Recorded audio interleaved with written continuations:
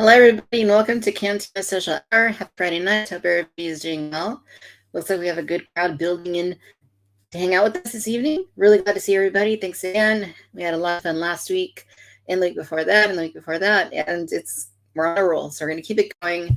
We're keeping our theme of having one awesome guest per episode, different person, and super excited because this evening we have Ken Plume in the house. Ken, how's it going?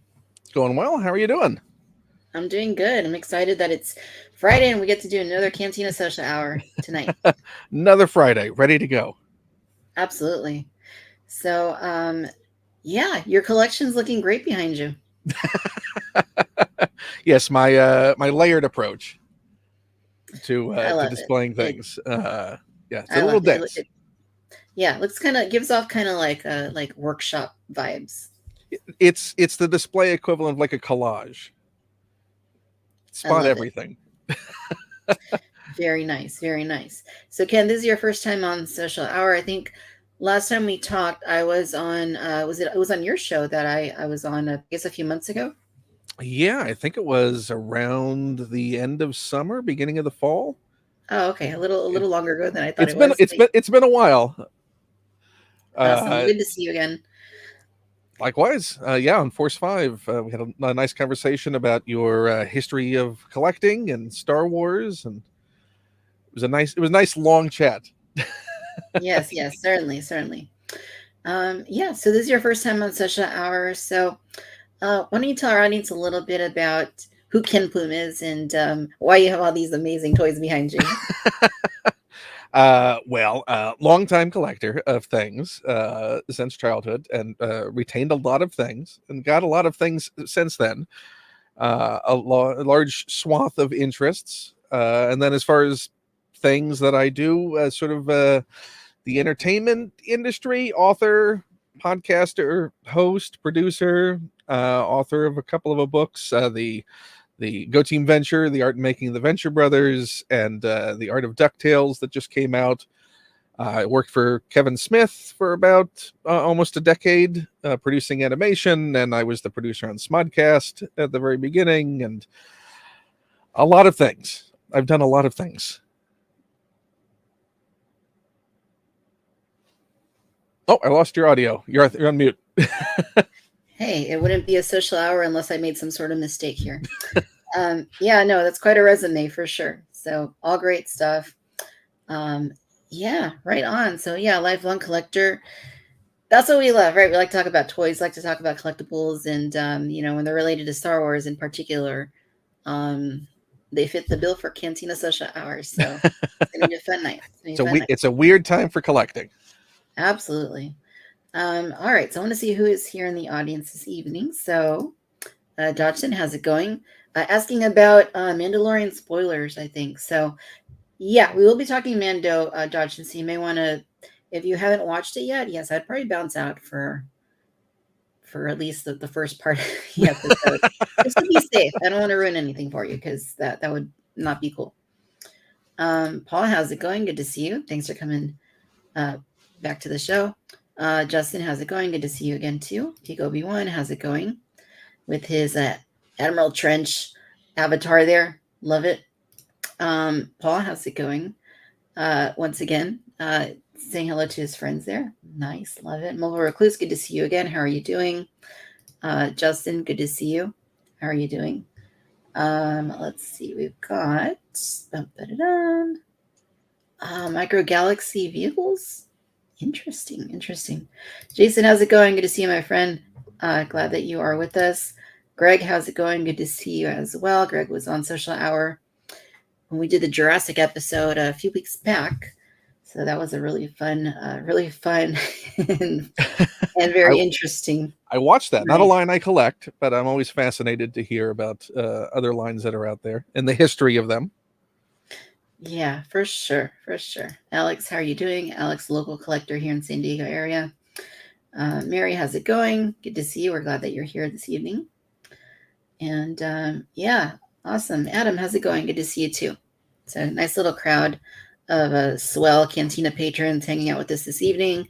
And we wouldn't have it any other way. I want to sit at the table where you have all the the shadiest of characters that you can't necessarily that seem trustworthy, but maybe you can't really trust them. That's where I want to be sitting. So You want to be sitting at the almost got him table in Batman the Animated Series, just listening to the stories.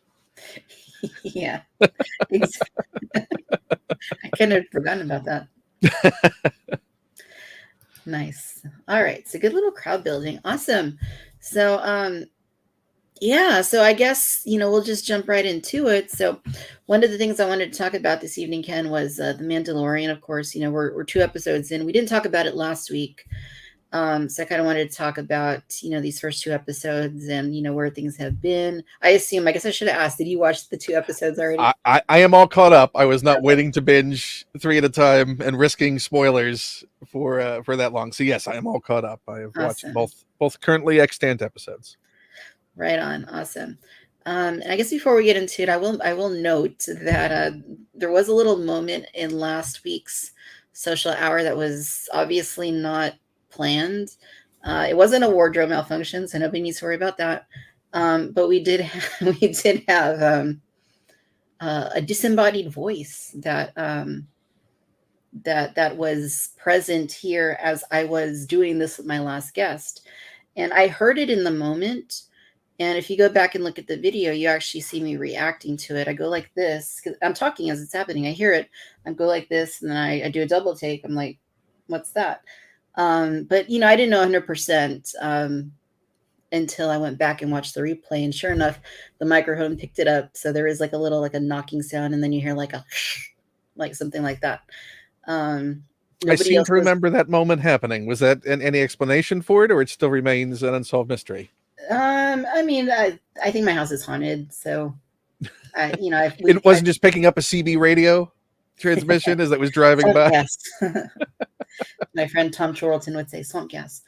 No, I think my house is, there's something here.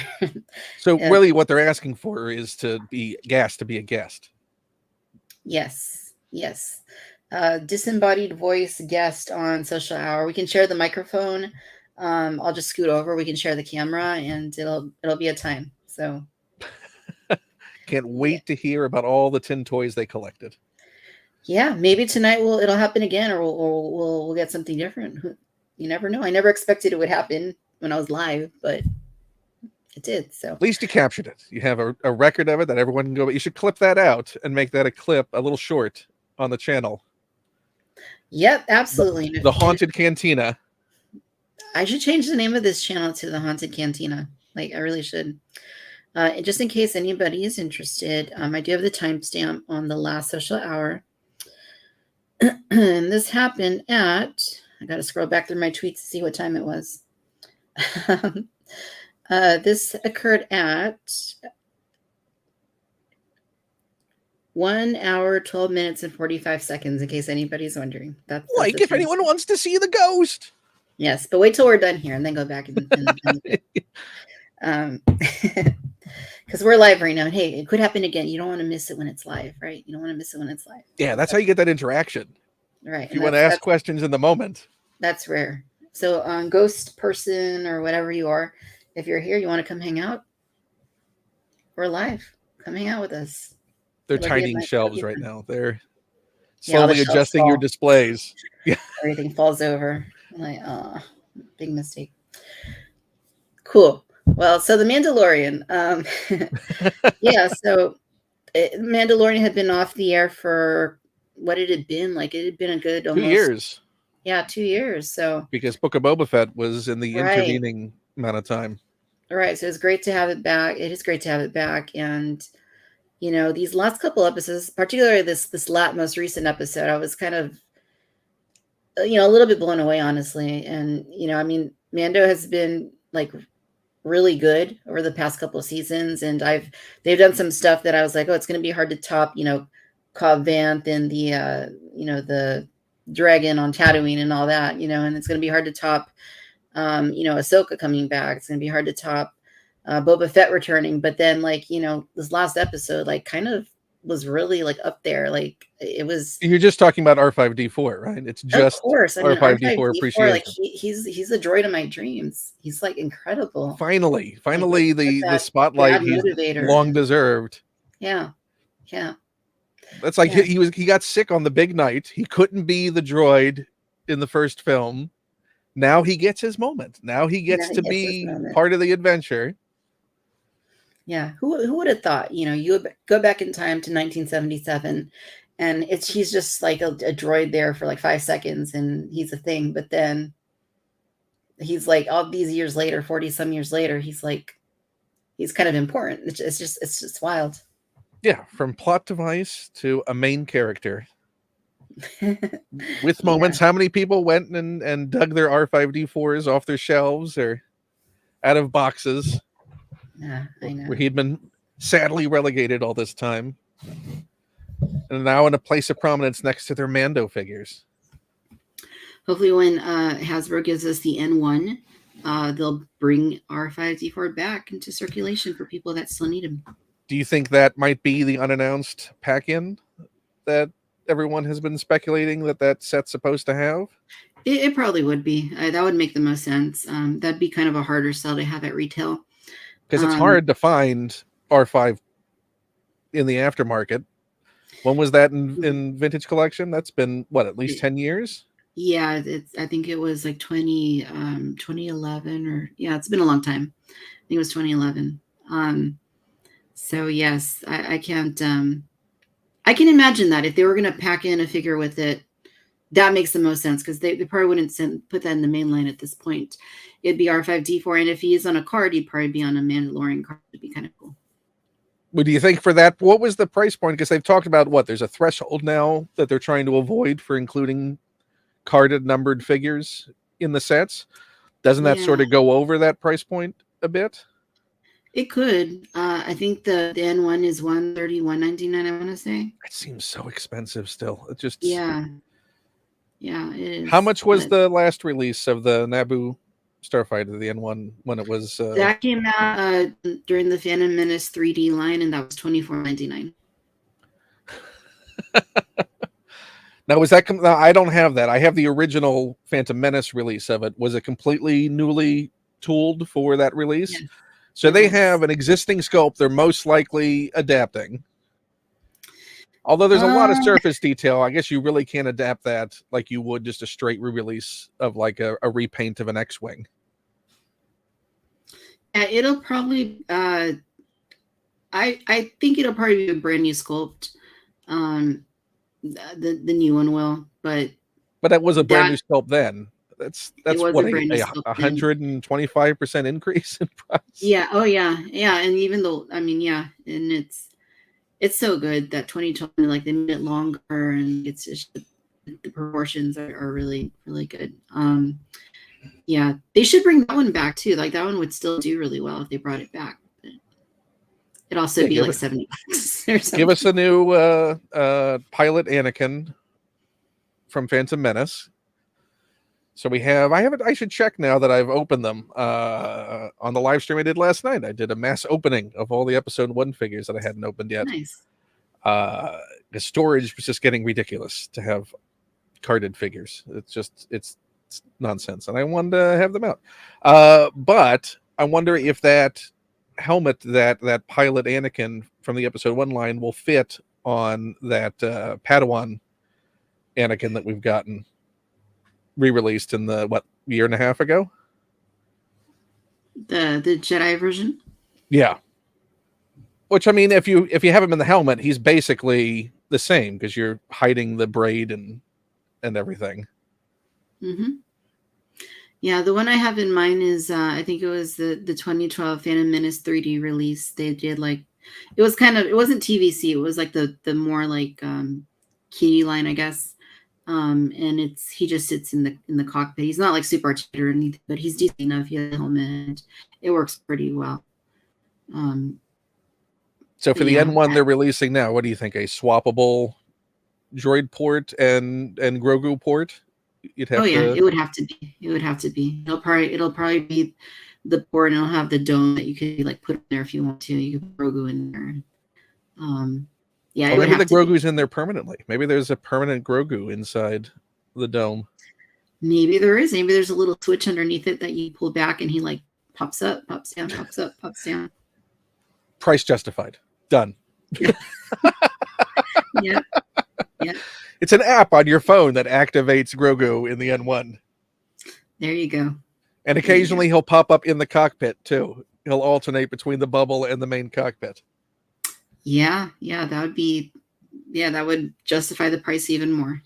Which I'm assuming, based on what we saw, there's some sort of access panel or something where he's able to crawl around and get in front of Mando in those scenes. I imagine it being kind of like when you have like pet mice or hamsters and you have like a tube that goes from one end to the other, something like that. If you've ever seen the classic Penn and Teller bit Blast Off, where they show Teller navigating underneath the little stage piece, that's what I imagine, is that there's like a little thing where he's got little hand pulls and he slides himself on a little roller underneath to be able to pop out. There I am making a 35-year-old Penn and Teller reference.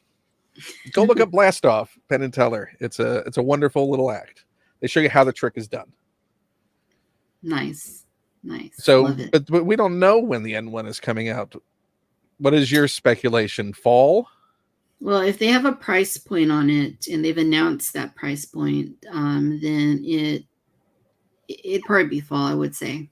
But we're still not doing pre-orders, so it's going to be some kind of weird mad scramble. Yeah, and it could very well be.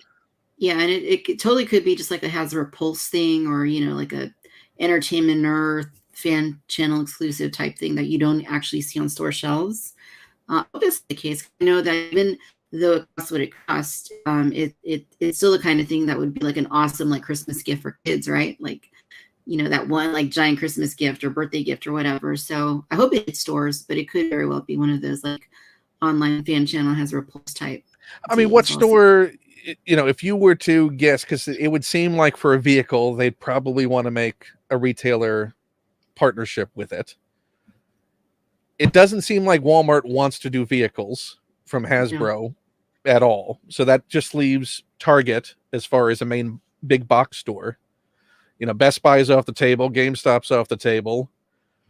Fan Channel, I wouldn't think they would put a vehicle into Fan Channel. Mm-hmm. So that's just what? Shop Disney and Hasbro Pulse then? As your two options outside of a Target exclusive? Yeah, basically.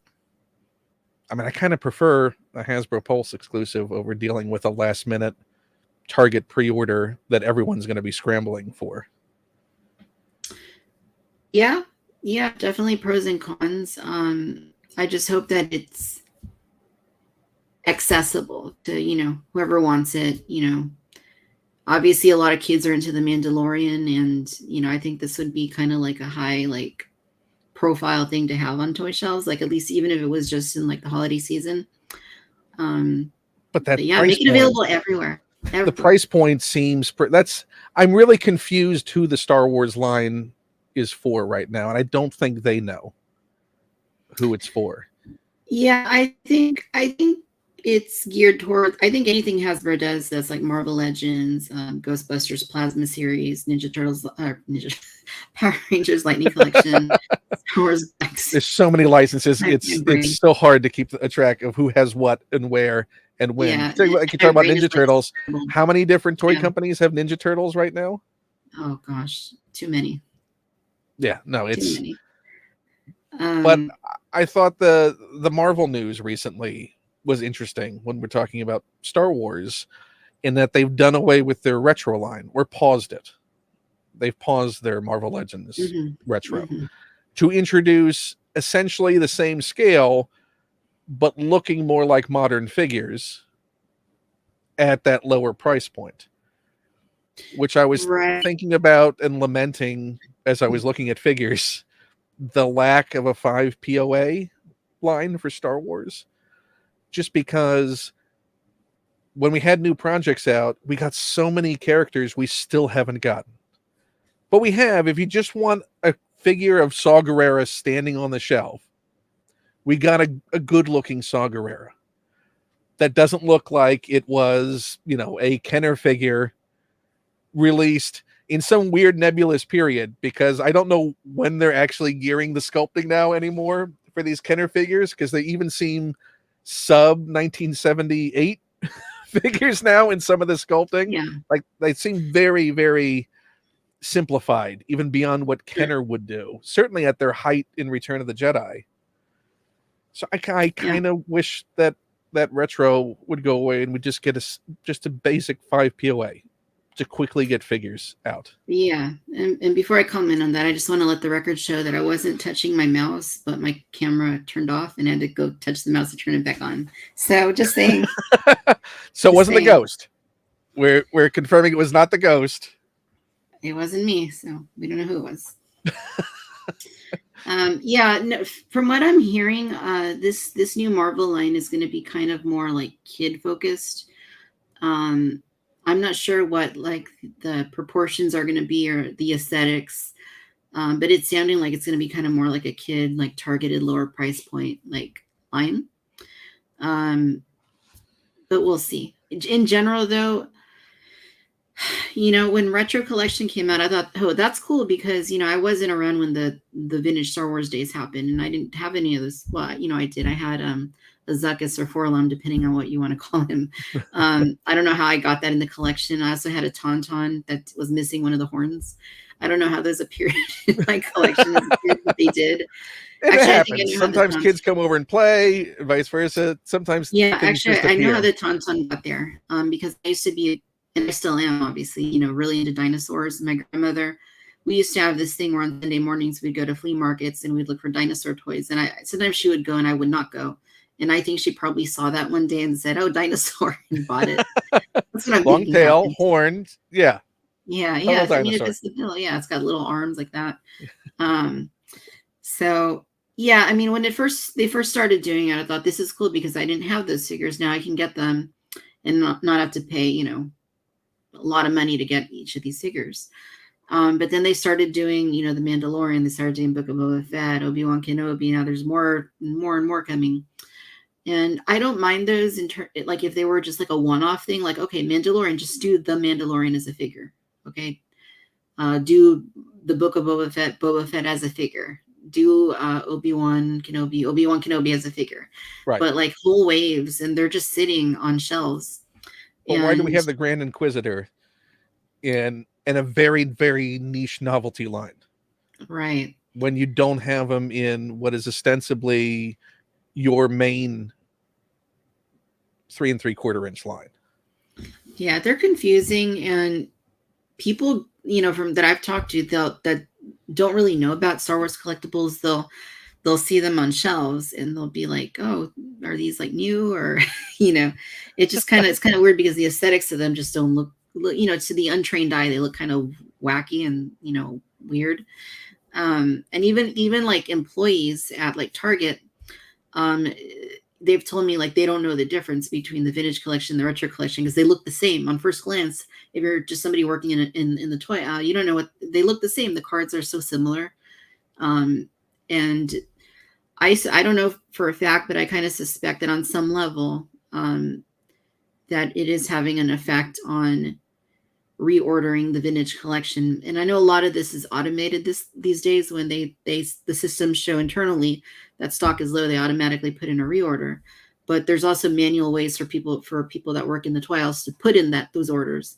So I believe from what I've seen that the backlog of retro is probably preventing employees from, or manually reordering TVC. And I think right. Because it's still shelf space, regardless of, and if it's not moving, and I make no judgment against, I've enjoyed all of the shows themselves. So this is not a judgment call on the shows, but I don't, the amount of the retro that's still sitting on shelves for the new media has got to be making some kind of impression when it comes to ordering and what's moving and what's selling.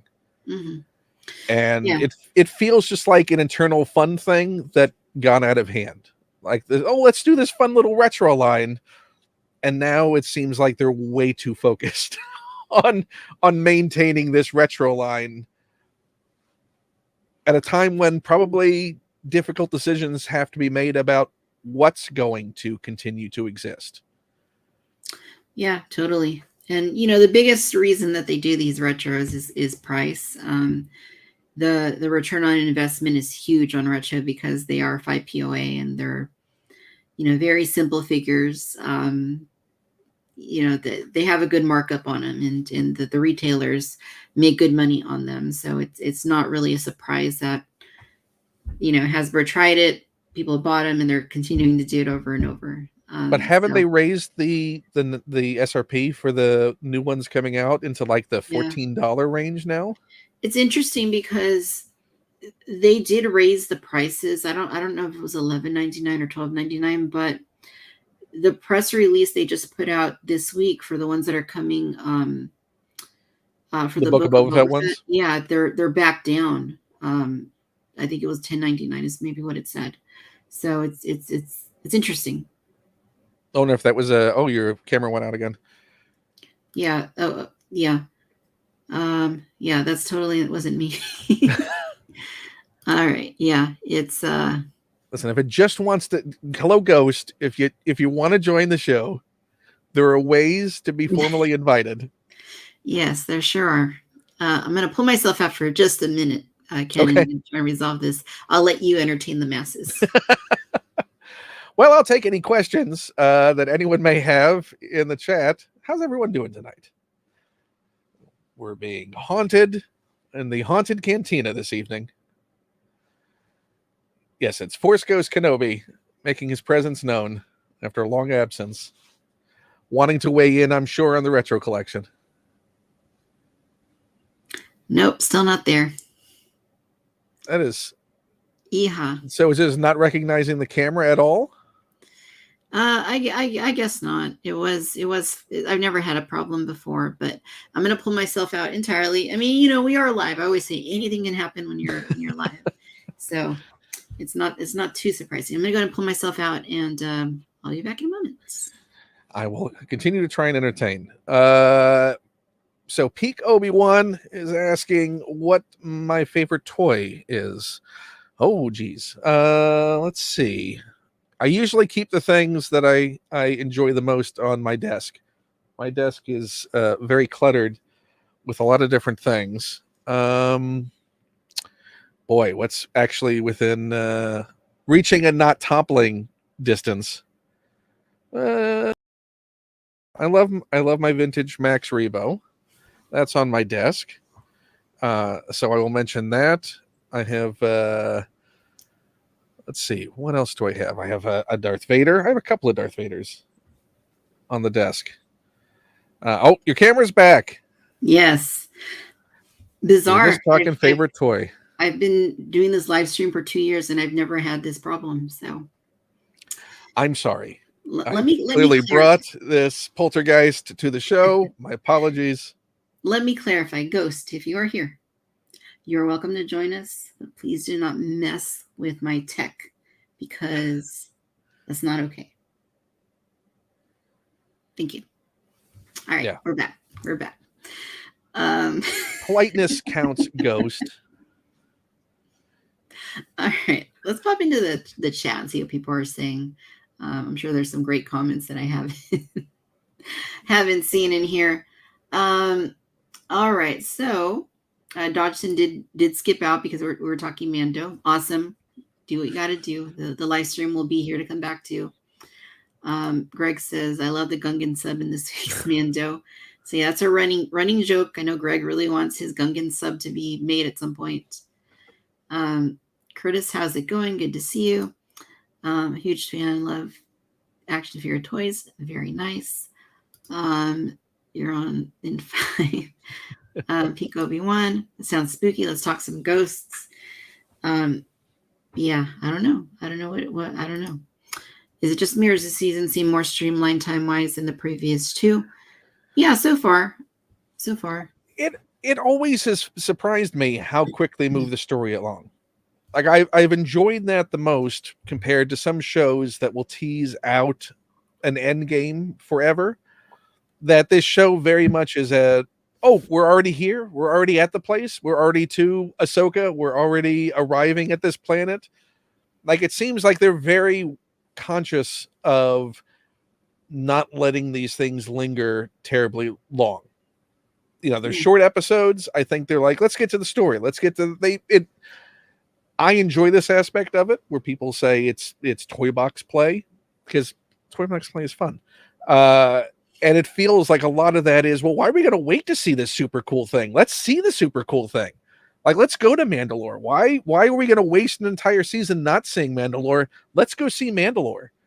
Let's go have fun on Mandalore. Why are we not going to have fun ourselves as creators and deny ourselves having fun with these places and things and events and characters? Let's go to it. Let's do it. And I enjoy that aspect. Yeah.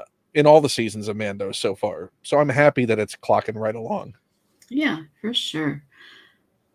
Curtis says, love my favorite Jurassic Park toys. Awesome. Justin says, I heard it too, but thought it was my headset. Nope. It was an actual thing, Justin. So it wasn't just your headset. At the time, I honestly thought that you were getting like gardening done. And that somebody was just walking by the window having a conversation. I thought we were about to hear like a weed whacker going in a moment, or a leaf blower. Yeah, that would be scary. That would be even scarier than a ghost, though, because that would be like 7:00 at night. Somebody's out there in the dark weed whacking. No, that'd be really creepy. In my neighborhood, I've had in the past some a person that on at 4 a.m. on Sunday mornings would decide that was when they wanted to mow their lawn in the summer. Wild. And so they're still messing with your camera. That ghost is a jerk. Yeah, I'm faster at fixing it though. Yeah, that's messed up. Please stop doing that. Adam says, "Be with me," disembodied voice.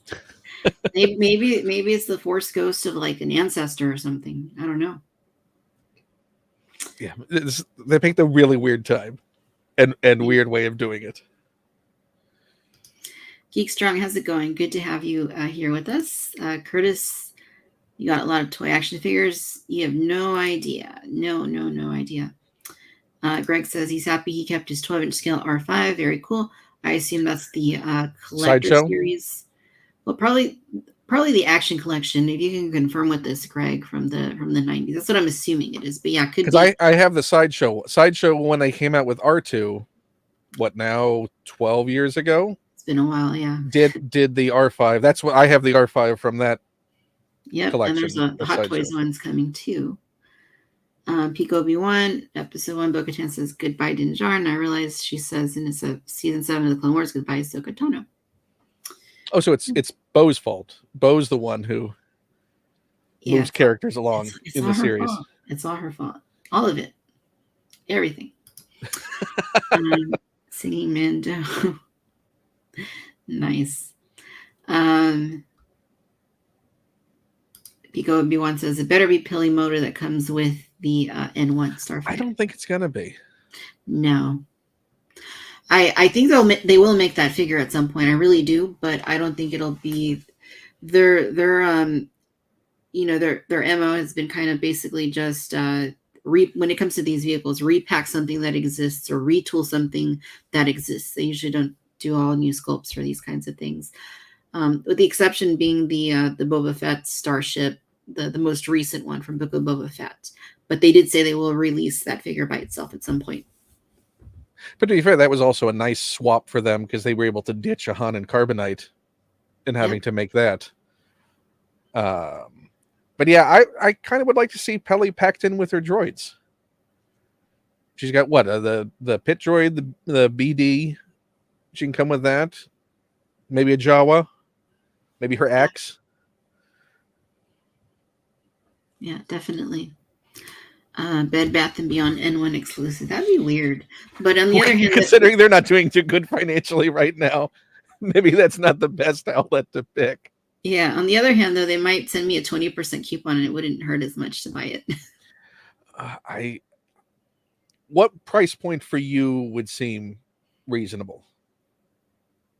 Or do you see that current price point as being reasonable? Well, I guess I would need to see the final product. And then that would help me say, oh, okay, well, no, this warrants, what it costs. I mean, I know things prices are going up, but there's also a lot of, I feel like Hasbro has inflated the price at times.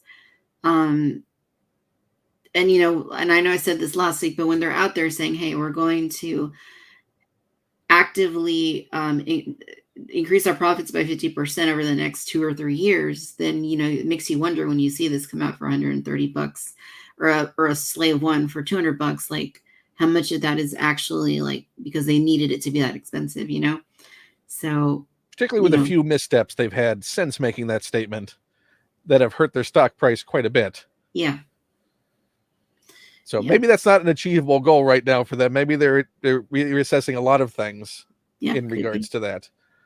But if we were to assume a newly sculpted N1, because at least those surface elements are all different from the classic N1, a pack-in R5D4, which to do that you'd have to have a removable Grogu bubble to be able to swap the droid in.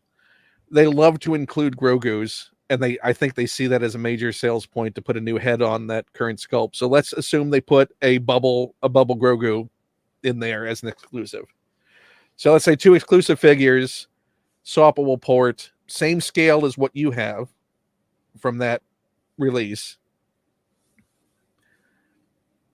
And the ATST just came out at what price? That's over 100, wasn't it? Or is that 80?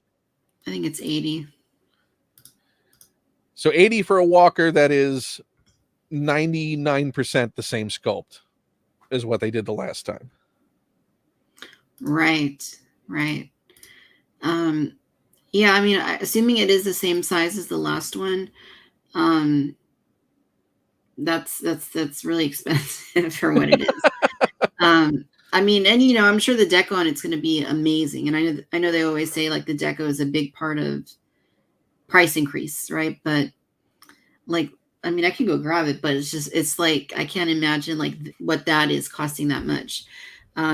I know that this new version is going to be a lot more impressive, and it's got to be because it's not a lot of plastic. It's not like we're talking a Millennium Falcon or a Razor Crest. Yeah. This is a sleek little starfighter. This is not a big, massive ship. Right. So it's getting harder and harder to sort of deal with the cognitive dissonance of what the pricing is with what they're offering. Yeah, it's basically this right here. I mean, it's not like tremendously huge. It's like, I mean, it's a good size. It's pretty long. Like for me, if they had a pack-in figure, I would even go saying $75 seems reasonable with price increases for that to me. Yeah, and this probably weighs like 4 ounces. It's like super light. And does it have the light features like the original release? Does it have any electronics, or it's just straight? No, it doesn't have electronics. It does have launching missiles, and I think the engines. Yeah, it has landing gear. I think I forgot how to open it, but I think the engine's open or something. But so they were able to get rid of the electronics of the original release. So there's cost savings there. Yep. And the droid, the port isn't very noticeable, right? So basically it really would be just like a dome and a little seat for Grogu to swap out the droid port with the little bubble. Yeah, so this is one of the cool things. But the whole thing opens up, the whole cockpit. You can pull your droid out like that. And then I have Anakin in there controlling it. It's basically, that's all there is to it. I mean, and I did mention it has like the landing gear on bottom. But it's really simple. I mean, I'm sure, 100% sure that it's going to be a lot more involved when they do the Mandalorian version. And there's going to be a lot of, it's going to have detail, it's going to have features, it's going to look really impressive.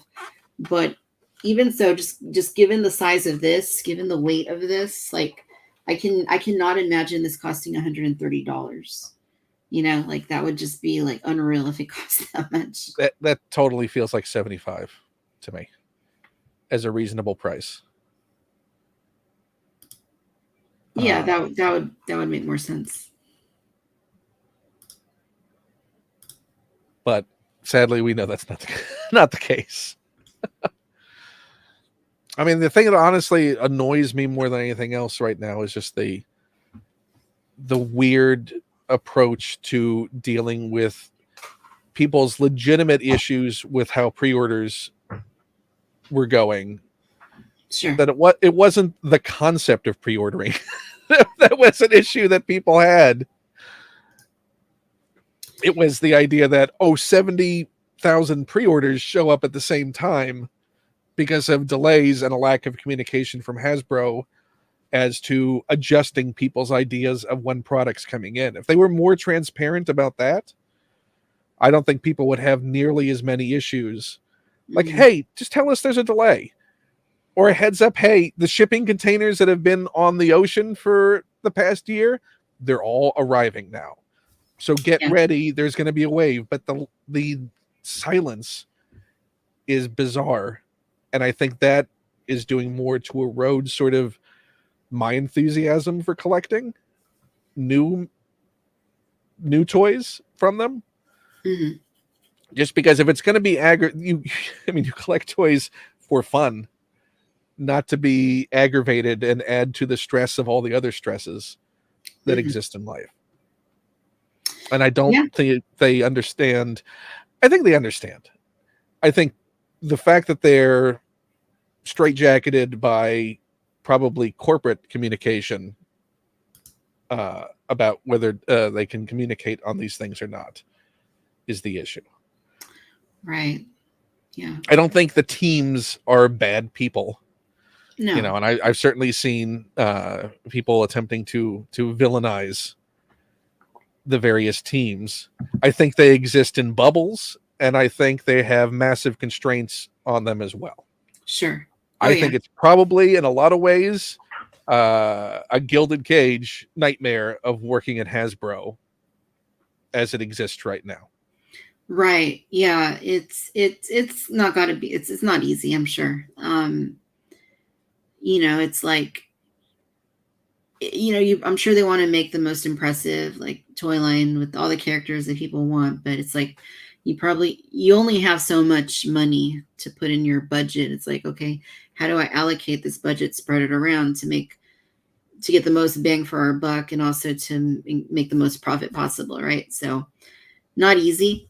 And I don't envy them in that position. Um, it's really tough, really tough. Yeah, I don't think any of them also get on a live stream to go, I hope the internet tears me apart.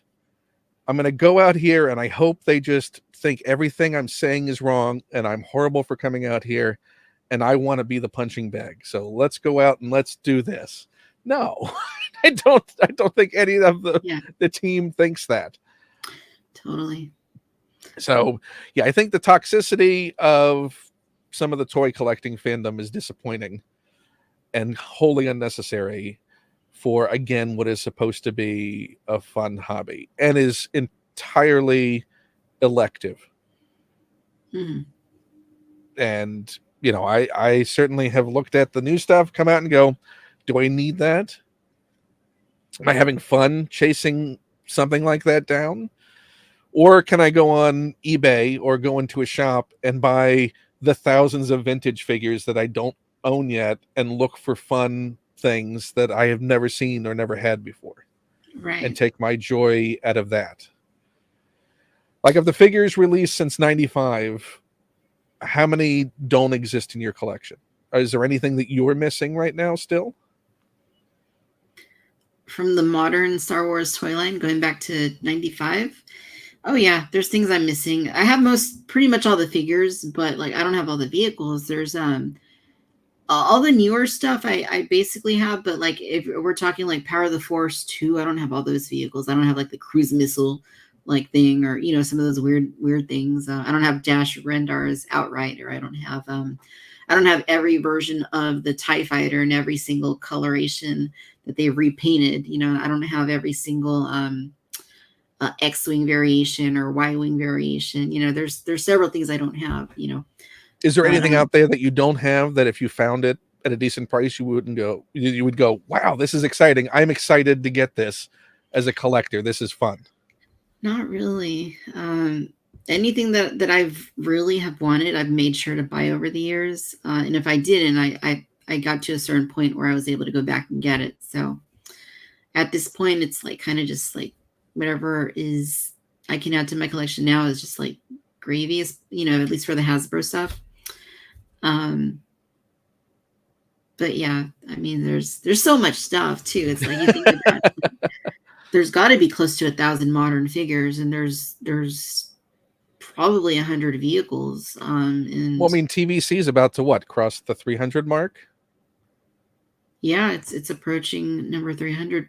In the next. And there's got to be at least, what would you say, 150 Black Series, 200 Black Series by now? Yeah, at least a couple hundred. Mm-hmm. So, yeah, that's ridiculous amount of figures that exist. Yeah, for sure. For sure. Not counting Hot Toys and all those super expensive distractions. Yeah, they are distracting for sure. Let's see here. Justin says, no more 5 POA unless it's Babu Freak. I like that. Babu Freak. Is that a Freudian slip? What is Yeah, Babu Freak. But I like Babu Freak. I'm going to start calling him that now. Well, they could do that as a multi-pack, right? Hasbro Pulse, just all the ones that we saw in Mandalorian.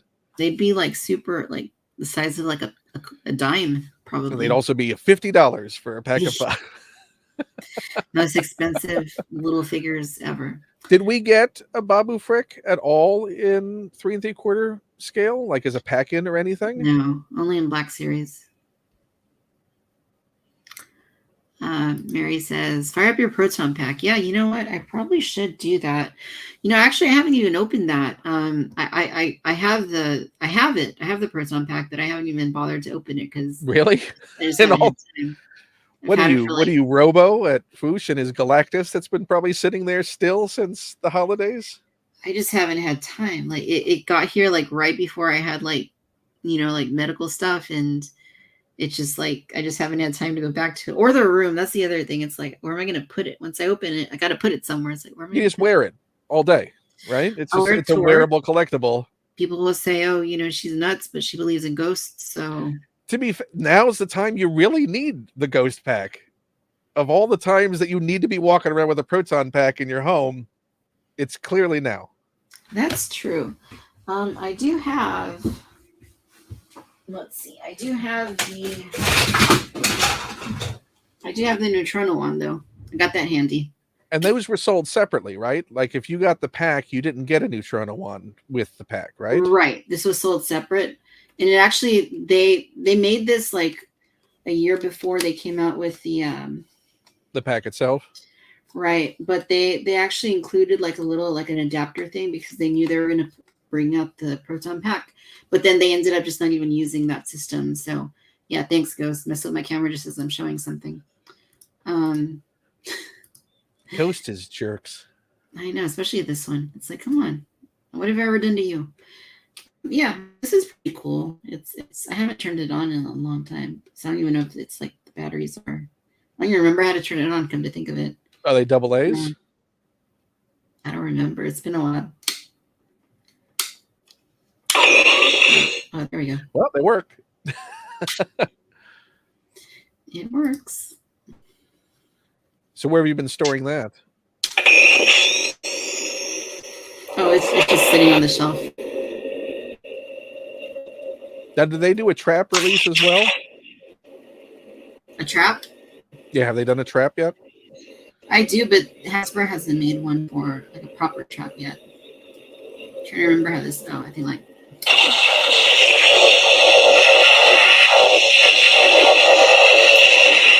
All right, so that That's nice. So is it sort of a plasma-like effect at the Neutrona end?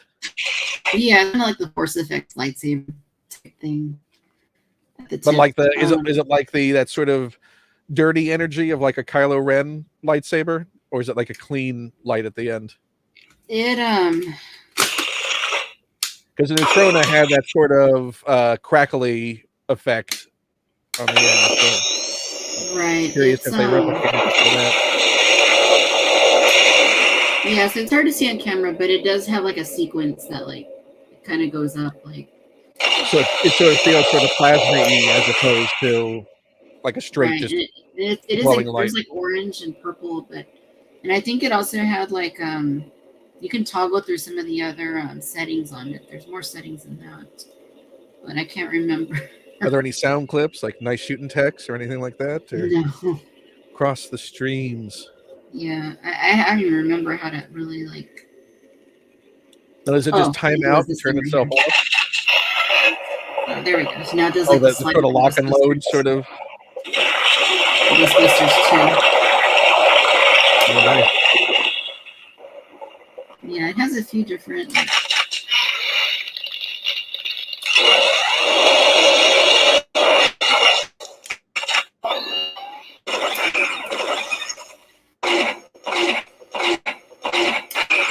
So when they do the slime packs, that's also like a super soaker. You're going to get that HasLab too, right? yeah, yeah. It's I gotta play with it because I don't really remember how to how it works. I gotta set up that proton pack though one of these I mean, days. it seems like in a Cantina hour coming in the next few weeks has got to be your unboxing of that, right? Oh, maybe I just can't think of how the logistics of that would work. Like setting it up and taking it out of the box. That probably wouldn't be easy. But maybe I'll Or wear just it. I'll wear it. or just get it mostly staged, and it's really just showing it off more than anything else. You Right. connect it to the Neutrona wand. Yep. I'm glad to have it though, because I did have the Kenner one when I was a kid. That was like one of the coolest like things ever at the time. So I had to get the new version. And now that was that at the same time the Rancor HasLab was going on, Yes, it was that. It and the Sky was Striker, right? Sky Striker, and yeah. So 2 out of 3 ain't bad, I guess. The only one I didn't back was the one that wasn't the one that was Star Wars. Is the only one I didn't back. Go Oh, figure. you didn't back the Rancor? Nope, Uh, I the did not bone's back not the. enticing enough. Well, I just thought of it in terms of where's it going to go. I have no room to put like the 3 3/4 inch Rancor is already plenty big. It's like where am I going to put a 6 inch scale Rancor? Like it looks cool, it sounds cool, but you got to draw the line somewhere. So when I was a kid, I don't know if you remember the game Concentration. That was like a little rectangular square, and it had these little shaped pieces that looked like moons and stars, and you'd press down the gameplay area, and it was spring loaded, and you'd have a timer, and you had to try and place as many of those shapes in the corresponding holes before it popped everything out. Hmm. I took one of those backpacks. I took some of those, one of those gameplay boards, took some string to make some shoulder straps, took a microphone and made a proton pack and would play Ghostbusters. And the ghost that I would chase was my Kenner Rancor toy. Nice. And that was the ghost I would capture with my jerry-rigged proton pack. See, so we brought it all back. That's why the proton pack was at the same time as the Rancor. HasLab obviously knew that was my childhood gameplay. Nice. But yeah, we don't have a Rancor. Yeah, I would. I would. I got to draw the line somewhere. I mean, I already have plenty of other things that are taking up room. It's like, Well, you in the past couple of shows, you seem to be inching closer to sort of a contraction of the collection. Is that something that's constantly on your mind as far as what things you want to keep, actually yeah, need? yeah. I mean, if for no other reason than because of space, like, I space is limited, right? Like if I lived in like a warehouse, like it wouldn't be a problem. I just display everything, We but can't like, all be Steve Sansweet. We we can't all have no, Rancho Obi-Wan. no, we can't. Yeah. So if for no other reason than just for space, yeah, it's collecting is one of those things like any like hobby or whatever. Like if it could get to a point where it takes over like your life. So you got to be careful. And I mean, I've been collecting my whole life, right? So it's like I've amassed a bunch of things, and I love everything I have, right? I remember every single item, whether or not I have it. I remember where I got it. I remember like circumstances of my life when I got those things. So like it's all special You to also me, don't want right? to be a novelty obit. She was crushed by a sail barge. Yeah, that wouldn't be the way to go, or would it? Would that be the way? Also, last wish is to be buried in said sail barge. Yes. Miniaturize me to this big and put me in the silver. Taking the entire collection with her, just like a pharaoh. Everything's buried. She's taking it Yeah. all to the I'll afterlife. have, I'll have a pyramid built like out in the desert or something. And And she was buried with her collection to entertain yeah. her in the afterlife. Then in 1,000 years, somebody's going to find me and they'll be like, oh, this must have been a really important person. What are these strange relics? Were they worshipped? Yeah, in a way, they kind of were. There's a bunch of these little figures of these little white like people in armor. What Were do they those like were represent? those her gods or who were they? No, those were her servants. They were there. They're there to serve her. They're representations of all her servants in life. Yeah, it could happen. You never know. Yeah, I mean, I love collecting. Ever since I was a kid, like a toy just, I'm a very introverted person. I'm a very creative person, and just having that outlet to like express myself like through toys has always been really meaningful to me. But I really do think at a certain point I'm gonna, step back and I'm gonna probably get rid of like 75% of it.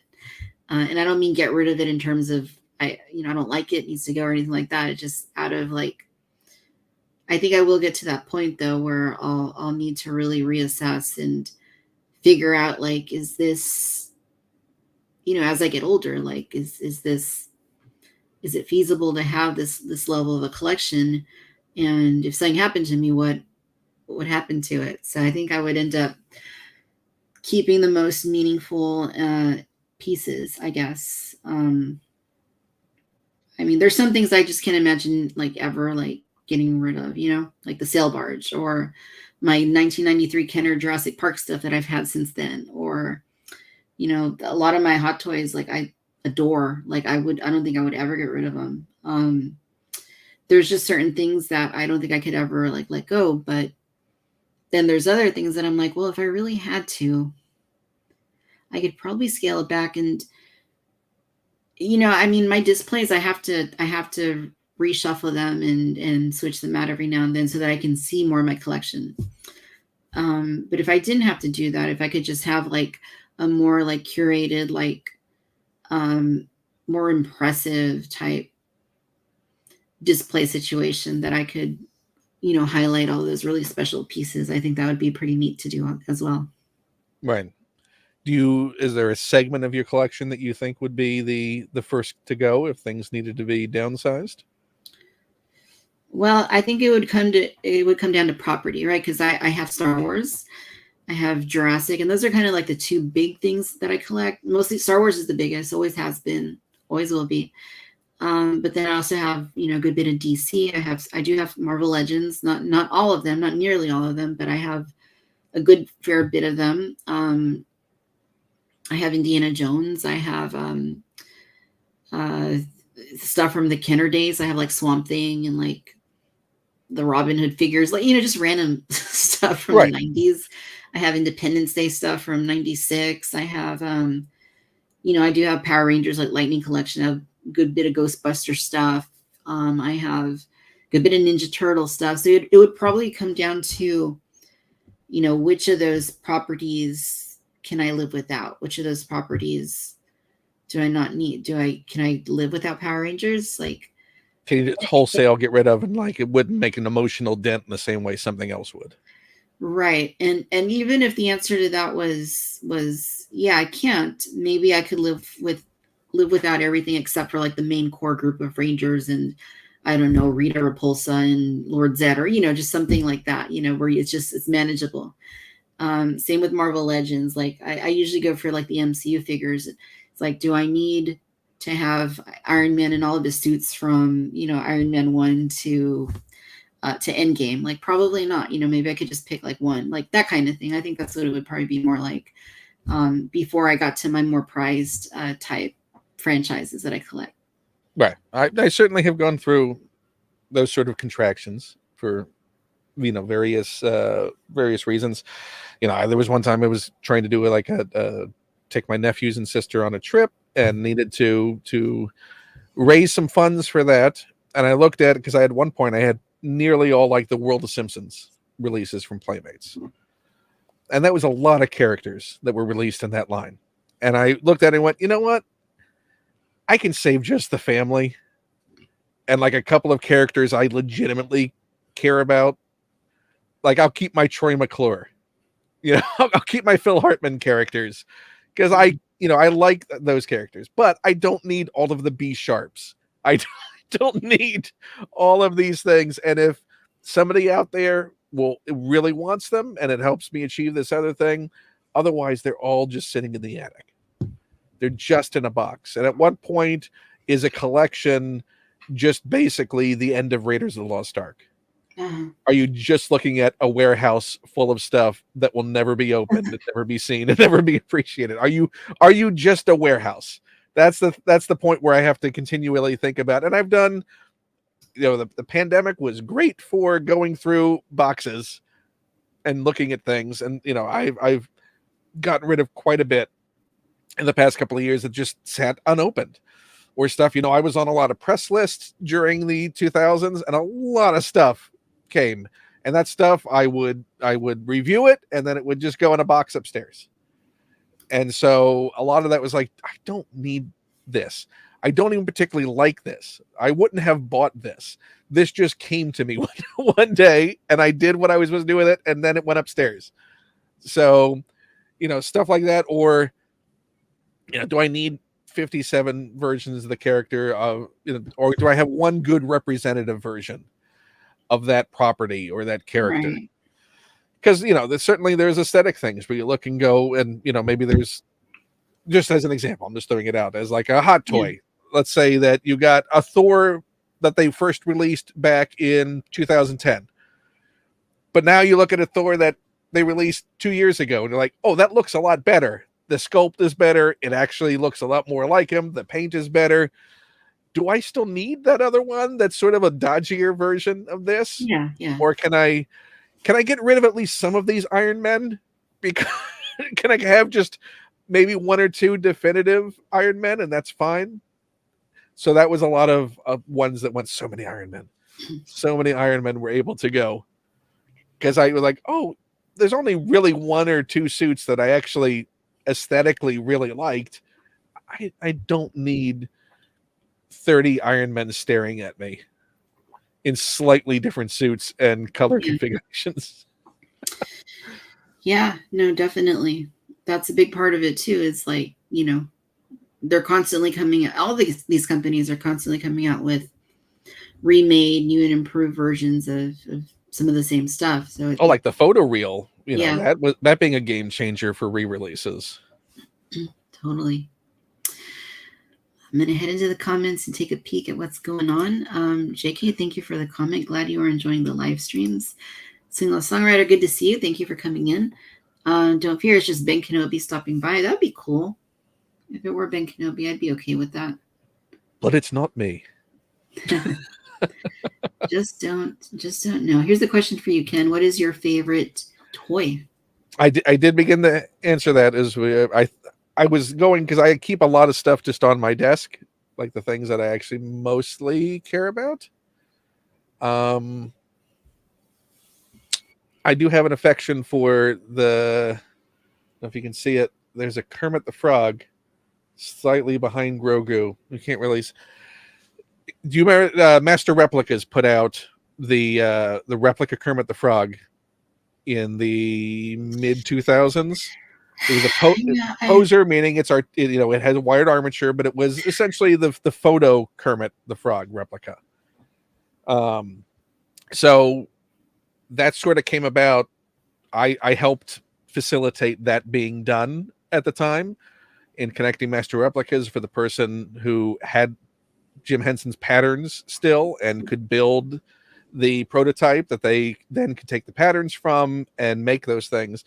So he, as a thank you, built me a Kermit from those patterns. So I have Kermit behind me, built by him as a thank you gift, and a Gonzo.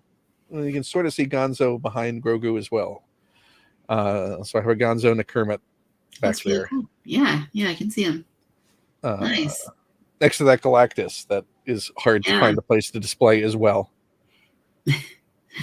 Yeah, that's rad. That's really cool. Utah Dan is in the house. Hey, how's it going? Thanks for hanging out with us this evening. Roy's confirming, no, it's the old Kenner 12-inch R5. Ah, nice. I think you can still get that Sideshow one pretty inexpensively. Their 12-inch scale one. I mean, it's got no features to speak of. It's basically just a hunk of plastic, but it's in scale and it looks nice for what it is. Anakin Crispin is happy to see you. Hey, Anakin. And is also asking, do you think they would ever make a Black Series in one, maybe for HasLab? Nope, it would never do. Oh, that'd be so sharp. That'd be dangerous. Yeah, that's a very pokey, stabby Black Series thing to try and release in that scale. Yeah, and he's adding that finally got the Micro Squadron Slave 1. Very cool. Was that released as is that one of the exclusives in that? I don't know. I can't keep track. Yeah, my pal Greg in here in the chat would probably know that answer that better than I would. I've only bought a few of them. I only have like 4 of them, but I thankfully have avoided it so far. Yeah, I look and I go, if you know what, honestly, if the figures were just a little bit better, I probably couldn't resist. Yeah, doing it. But they look just enough off that I'm like, I'm fine. I'm fine. Yeah, I don't need it. Yeah, they're definitely. Alex is speaking my language here. Tonica Sisters, we want. Of course we want. Yes. How did that go in the brackets? How did that come out? Oh, I've got to see. I'm afraid to look, to be honest. But yeah, no, because it was up against young Leia, right? Is that who they went up against? I think so. Yeah, I think so. I didn't get to spend all that much time like studying it as I would have liked to. Just too overwhelmed. But yeah, I think that's who it was. I think you're right there. That's unfair. That's not a fair matchup. Why do that to both of them? Or all three of them? Yeah, for sure. Now, do you have custom Tonica Sisters? Has anyone made you customs, or have you acquired customs to at least have some representation of them in your collection? No, I am aware of certain people that have made customs of those figures, and they look awesome. I've seen it with the card back and everything, but no, I don't actually have. I haven't purchased or sought out. I'd like to someday. I just haven't done it, but I would love to get customs of those for the time. So hashtag Tonica for Victoria is really what needs to start trending coming out of this. Yeah. Everyone watching, somebody get Victoria some Tonica Sisters, because Hasbro's not moving on it, it seems, anytime soon. Right. You need something on your shelf. I need something on the shelf. We'll happily take them, and we could get a set for Angela Staines as well. I think she would love that. I'm throwing down the gauntlet right now to Landspeeder Luke, who has been doing a great job chasing down and now creating customs of the Cantina aliens available through his Patreon. Landspeeder Luke, custom Tonica Sisters, Black Series scale. Get on it. That's your preferred scale, Landspeeder Luke, so that's fine. We can always scale them down in the print to a 3 3/4. But that's the new the both Tonica Sisters released within the next 6 months. That would be cool. And I've seen this said before that you could use the Zori Bliss body to you could leverage the parts from her body to create Tonica. So it's even great. So it's just a kit bash with new custom heads and a bit of tweaking then. Yep. Everyone go to Instagram, Landspeeder Luke, send him a very polite message going, hey, you just got a wonderful shout out. over at Victoria's Cantina, and we need this done. Love it. Greg says that you have many weapons to fight that ghost with: the proton pack, lightsabers, the dark saber. Yep, I got it all. I can definitely take care of What myself. would be the first thing you grabbed? I would grab my custom my Corbanth sabers lightsaber. It's a NeoPixel. I would grab that first because I think that'd be the best for scaring away the ghost. Have you ever ranked your lightsabers? Have you ever done like a lightsaber ranking video? Sounds cool, but no, I haven't. What's if you were to pick your top two or three off the top of your head? What are your? Are we talking like actual like that I have like physical lightsabers, or like based on the designs? We can do both. Well, my Corbanth saber, nothing touches that. That's like a whole other level, and it's like I kind of want to get more of them now, but that be my absolute favorite. It's the Anakin or / Luke / Rey saber, and it's customizable, so you can like change the parts on it to make it any one of those that you want it to be, because there are slight differences. I would also say after that, of the ones that I actually have, I am partial to the. So Hasbro recently did the Elite Obi-Wan. That one's really cool. The electronics aren't that great, but just the hilt by itself is awesome. And then I haven't gotten their Luke Return of the Jedi because that hasn't come out yet, but that would probably be 3, I would assume, when it happens. But the classic Graflex design has always been my favorite saber.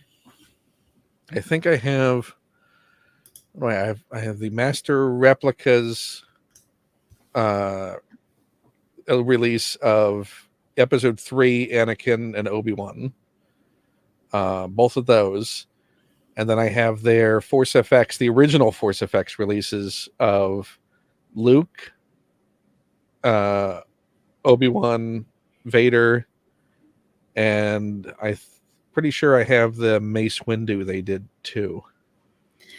Yeah. And then the re-releases that came out later when they sort of tweaked the electronics on the Vader and the and the A New Hope Luke. Yeah, because they were like the EL blades, I think, when they first started doing them, like back in, I think it was like 03 when I think the Anakin Attack of the Clones is the first one, and then they did the Luke Empire Strikes Back, and they did the Vader New Hope, I believe. And then yeah, they did like the Mace, and then that's when they started with the LEDs, when that became like the new thing, and the sound cards changed.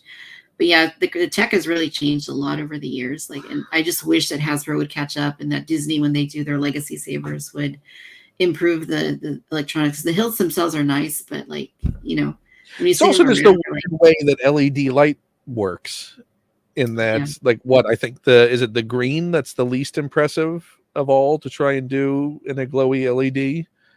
Like blue, I think is going to be the most brilliant. Like if you're just lighting up a blue LED light, and then I think and you can generally see that even with the lights on. And I think is it red and green are the ones that are less impressive than a blue light. I feel like for the old LED style, like the strip with the LEDs inside, I feel like the green is actually the most brilliant. But it makes me think I should get that Return of the Jedi Luke back out again. Isn't that one hard to get? I remember that being one people were forever chasing after that one. Like it was a limited release or something. The Master Replicas one. It was a Barnes & Noble exclusive when it first came out.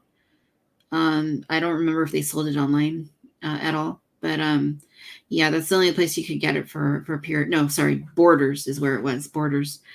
And yeah, and I know that they reissued it when Hasbro took over the Master Replicas, like Force Effects stuff. They reissued it, but yeah, the new one at least, it has the interchangeable the tip, so that it, you could have it on display as a prop and it looks screen accurate, or you could have it with the blade in there and it has the wider neck. So yeah, I think I remember that thing being super clunky in what they had to do to accommodate the batteries and the blade. Yeah, but nothing touches the Like when I put them side by side with like the NeoPixel, it's like the other ones look like toys. It's just, Oh yeah, I mean they feel massive. You know, they feel like you're holding just flashlights.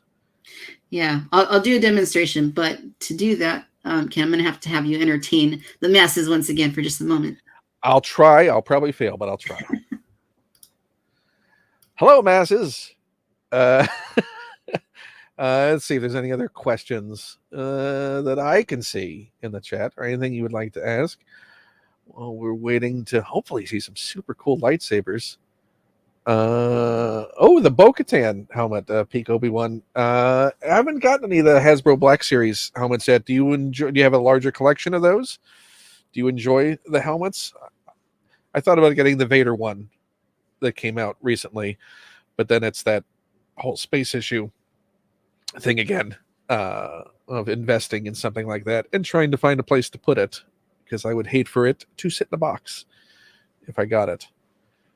But the helmets do look good, and I did like the if you've not seen the I think the 1 day sort of tweak that Adam Savage did on Tested of the Mandalorian helmet, where he gave it a nice chrome finish, him and Norm Chan. That's a really interesting video to watch if you want to try and customize your Mandalorian helmet to make it look more chromy. Yes, Anakin, I have had Victoria on Force 5. There's an entire, I think, maybe 3.5 hour episode. Victoria, I think, was maybe 10 or 11 episodes ago. So yes, please go check it out. It was a wonderful conversation. I enjoyed having her on the show immensely. I've got lightsabers. Oh, I've got lightsabers. All right.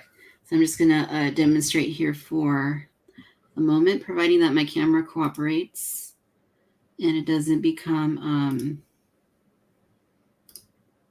whatever's going on with it. All right. So this one here, this is the 2015 Black Series Luke Skywalker saber. And then this is the Corbanth. I feel like I'm doing a toy review. The Corbanth NeoPixel Graphics. So this is the Force effects right here. And this is the NeoPixel. Oh, that's night and day difference in the brightness of those blades. Yeah. Like the smooth swing is one of the coolest things. Like this Hasbro one, like, it's got a delay. So whatever the motion sensors are not in real time to when you're actually moving it. Yeah, but the Corbanth has the smooth swing, so it's just like, so it knows right in the moment. Yeah, so it's really reactive. And it certainly looks like that has energy that's sort of pulsating, whereas the Hasbro just looks like a tube of light. Right. It does have the flickering blade, and it's really cool. It's got the blast deflect. It's got the blade lockup. So is the blast deflect, is that button operated on the hilt? What's that? So those effects, like the blast deflect, is that button operated on the hilt? Yep. You're manually okay. Yep, pulling it down. And then to turn it off, you just flick of the wrist. I mean, that's so. But what are the price differences between the two? Substantial. Immense. So you're getting what you pay for, is what you're saying. You're getting what you pay for, but it's worth every penny. And I'm not sponsored by Corbanth or anything. I'm just stating the facts. But no, it's totally cool. And I know. But you would take a sponsorship if offered, and a ton of lightsabers. Yeah, exactly. And I know I've showed this before, and people are like, "Oh, there she comes with that lightsaber again." But it really is awesome. It's like it's got so many like sound fonts on it, and it's just. I mean, does it have a DC? Can you plug it into a wall outlet? Because I'd have that just as a room light. Just have that thing running constantly. No, it doesn't do that. But it has a rechargeable battery. But no, it doesn't. You can't leave it on all the time. Or I guess you could, but I haven't figured out how to do that. But I mean, it's basically got all the characters you'd want.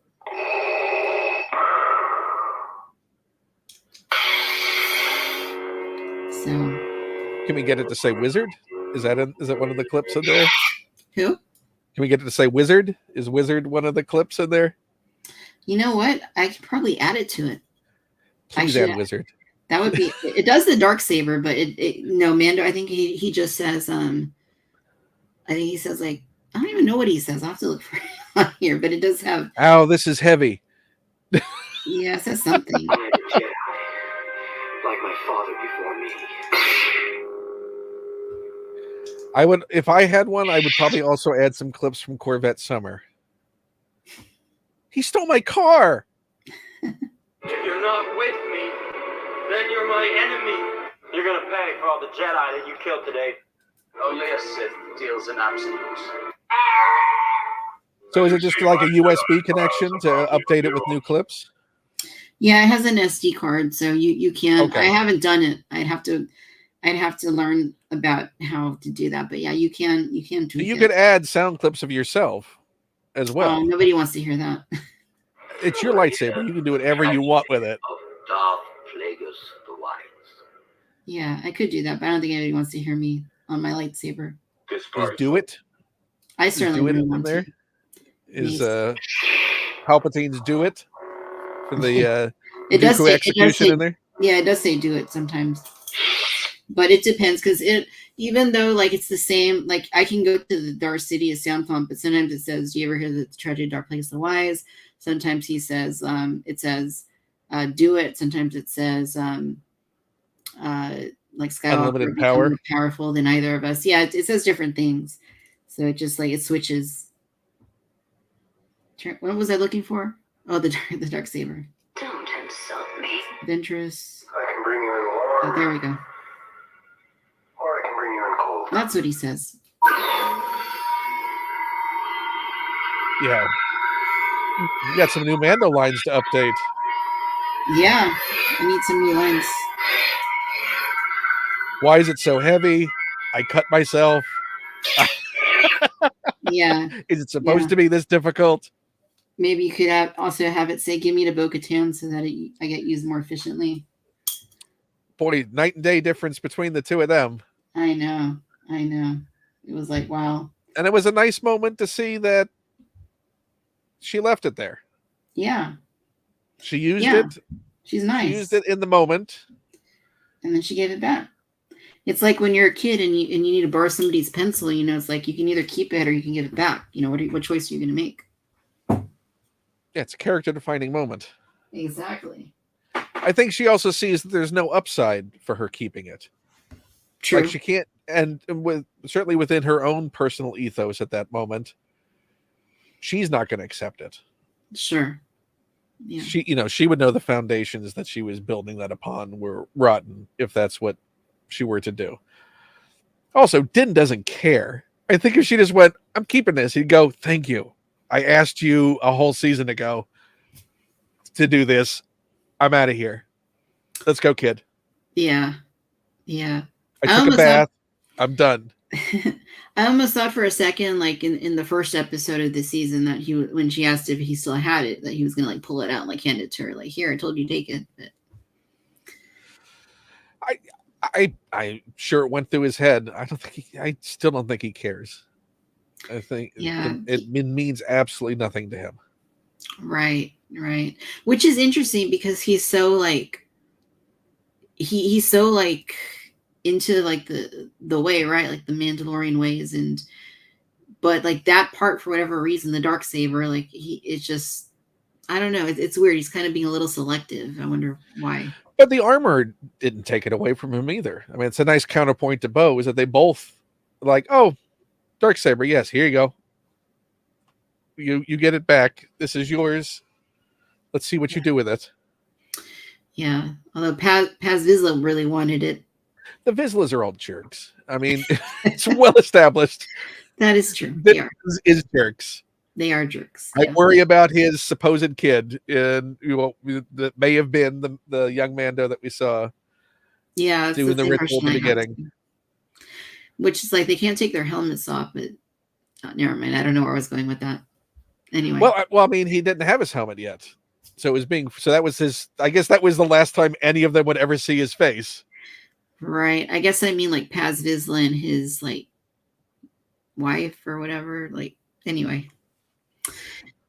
Then it gets into awkward questions about. Yeah, that's what I mean. I'm not going to go down that path.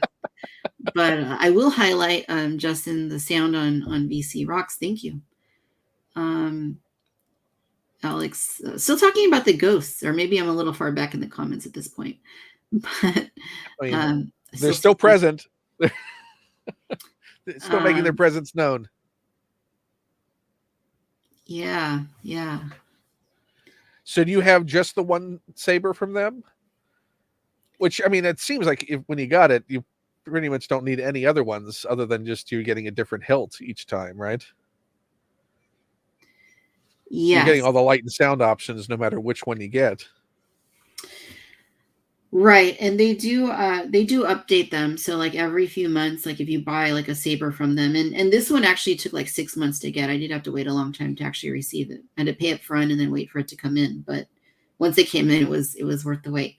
But yeah, I mean, the main thing you're getting is because most of the sabers do have the different sound fonts and the different colors and all that. So probably the best thing you would want to do is you really only need one technically, I guess, in that sense. But you probably want to. You're just getting your favorite hilt. Your favorite hilt, exactly. Was it a difficult decision for you, or was that's far and away? Not really, because I've always been the Graflex has always been my favorite lightsaber hilt, and I mean, if you think about it, if you're just going to get one of these really expensive sabers, it's probably the one you should get. Yeah, I mean, the other ones add up.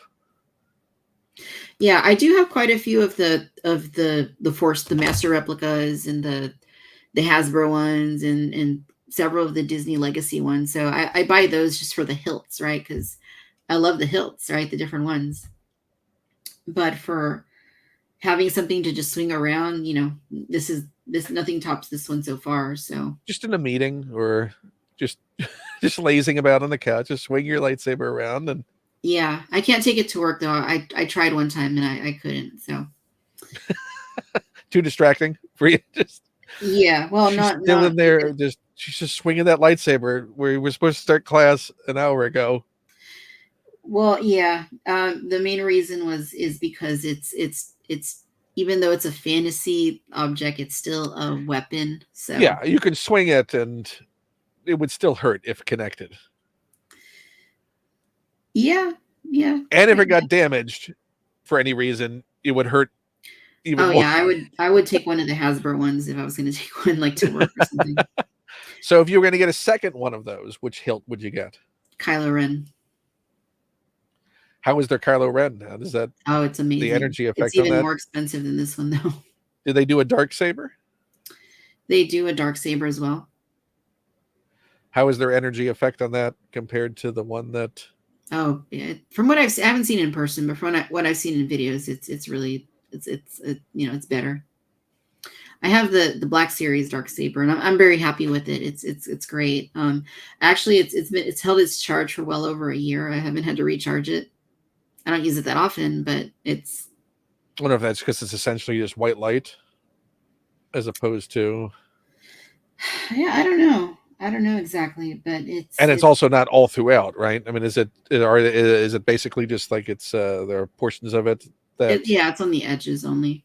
Yeah. Mm-hmm. So how do you display your sabers? Do you have like the hilts hanging up, or? I don't display them yet, but one day I will. That goes back to the whole thing about space and having the right place. But I do intend to hang them around, like on the walls. Just play them vertically on the walls every so often. Not just a basket full of sabers. No. Or like an umbrella. Actually, stand. Disney did make one, and they sold it in the Disney parks for a while. It was the Skywalker hilt, but it had it had an umbrella at the top, and it lit up. I have the ThinkGeek for a brief amount of time had available the Blade Runner umbrellas with the lighted handle. Nice. Well, it looks like we have a late birthday. Is that what that cake I'm saying? Or there's a stack of pancakes with a candle in it? Oh, yeah, right here. Don't have too many roleplay items, but I just got the Black Series Bo-Katan helmet for my birthday last week. Awesome. And happy belated birthday, Pico V1. Glad that you got something awesome for your birthday. So do you collect the helmets? So I know your Vader helmets are certainly your specialty, but do you collect beyond Vader? Yeah, I collect the helmets. Not all of them, I feel but this is not meant to be collection shaming. I'm like, oh, what else do you get? But that I was talking when you stepped away to get the lightsaber because I saw that comment come in that I haven't dived into it just because I can't. I would love to display them, and I just can't think of where. And I'd hate for a bunch of helmets to be sitting in boxes. Like I have a Don Post Vader helmet costume piece that I got 30 years ago that is laughably undersized and out of proportion. And then ThinkGeek also, I forgot who they made it available from, did a costume Vader piece that actually was to scale that they released about 15 years ago. And I have that. That's like sort of my sitting on a shelf display piece. Because I looked at the Black Series one. Are you happy with the new Black Series release? yeah, I have both of the Vaders, the one they did like 3 years ago, and then the current one from the Obi-Wan series. Yeah, they're great. I don't just play them all at once, but I have them in the DTOFs. I put them like in the bottom shelf. I have like, I'll alternate them too, because, obviously I can't just play them all right now. So I'll alternate them. Like right now I have Mandalorian's helmet and Bo-Katan's helmet, but I do switch them out every now and then. What's the favorite one that you have so far? For that line, I would say the Mandalorian part my favorite, because it looks really cool. It looks like Beskar. It's really like reflective. And what do they have? What, they just announced the Scout Trooper is the next one coming out, or yeah, the Clone Trooper? The Clone Trooper. I don't know if it's come out yet, but that one should be coming out soon if it hasn't already. And that's a phase 2. Phase 2, and then the Scout Trooper is the next one that's coming out later. Yeah, the only other. Oh, I have the Master Replica's phase 1 helmet that came out as Nice. well. That I remember when I got that thing, I almost blew my eardrums out. Oh, because I tried it on and it has so much padding inside that it formed a seal around my head. And when I took a breath, it actually pulled. It was going to pull my eardrum. I was like, oh, this is coming off. This is coming off now. Never tried it on since then. Always that's be crazy. careful of a seal when you're wearing a prop helmet. That's crazy. So yeah, that phase 1 is just now sitting on a stand in the other room. I would like if they did a nice, because Hasbro hasn't done a Rex helmet yet, right? None of the actual personalized clone helmets. Nope, I'm sure it's just a matter of time though. They'll do the 501st. They'll do all those. All guys. the simple repaint ones for the standard helmet. Yeah. Rex is unfortunately got to be a custom. Right. It'll probably take a little while longer to see that, but they might get to it at some point. Yes, just like they've done that re-release on the Black Series Rex. And yeah, the one that's been like, actually, the hardest one to get, because it was the first one. And if you look on eBay, like if you find a sealed one, they go for like $500 or more, is the Kylo Ren helmet. Like that one. Oh, really? Yeah. Like that one is just really not common. Do you have that one? I do not have that one. Did they do a re-release, or not a re-release, or a release of the Rise of Skywalker reforged one? No, they did not. They haven't done that. Was that the only sequels era helmet that they did? No, they did Poe Dameron as well. And did they do any of the Stormtroopers? They did the First Order Stormtrooper, I think last year. I think more recently they did. I think it was the Last Jedi version that has the little like slits in the grill. Do you have the Luke helmet they did? The X-Wing, yes, I do have that one. So where do you fall on? Because I've seen a discussion now, people talking about that they prefer the one in Disney parks better than the Black Series one. To be honest, I wasn't even aware that Disney parks made one. So I guess it just came out a few months ago, and people have been talking that they like the way the padding is done and the feel of, and it's significantly cheaper than the Black Series one. I'll have to look it up. I haven't look at a review video or something. I don't know. I didn't know about it. Yeah, I was thinking about getting that because it's nice to have just an X-Wing helmet. And the only X-Wing helmet I have is, speaking of Venture Brothers, was one that was in the Astro Base where Venture Brothers was made by Doc and Jackson. And they had one of the old Ruby's costume ones, which is like just a solid hunk of plastic with a cheap visor on it. So I got a hand-me-down when they closed up the Astro Base of their janky janky X-Wing helmets. So it might be time for a better one. Yeah, for sure. What else about The Mandalorian have you really enjoyed so far this season? I mean, I it's really just the toy box play. I'm enjoying the characters that they're bringing in, where it seems to all be going. The fact that it does not seem like they're afraid of crossing things over. Like, I think Book of Boba Fett proved that it's all part of the big Mandoverse story. So I expect we're going to see everyone show back up. We're going to need to set up in some way a transition to the Ahsoka series. So we're going to have to be bringing them in soon.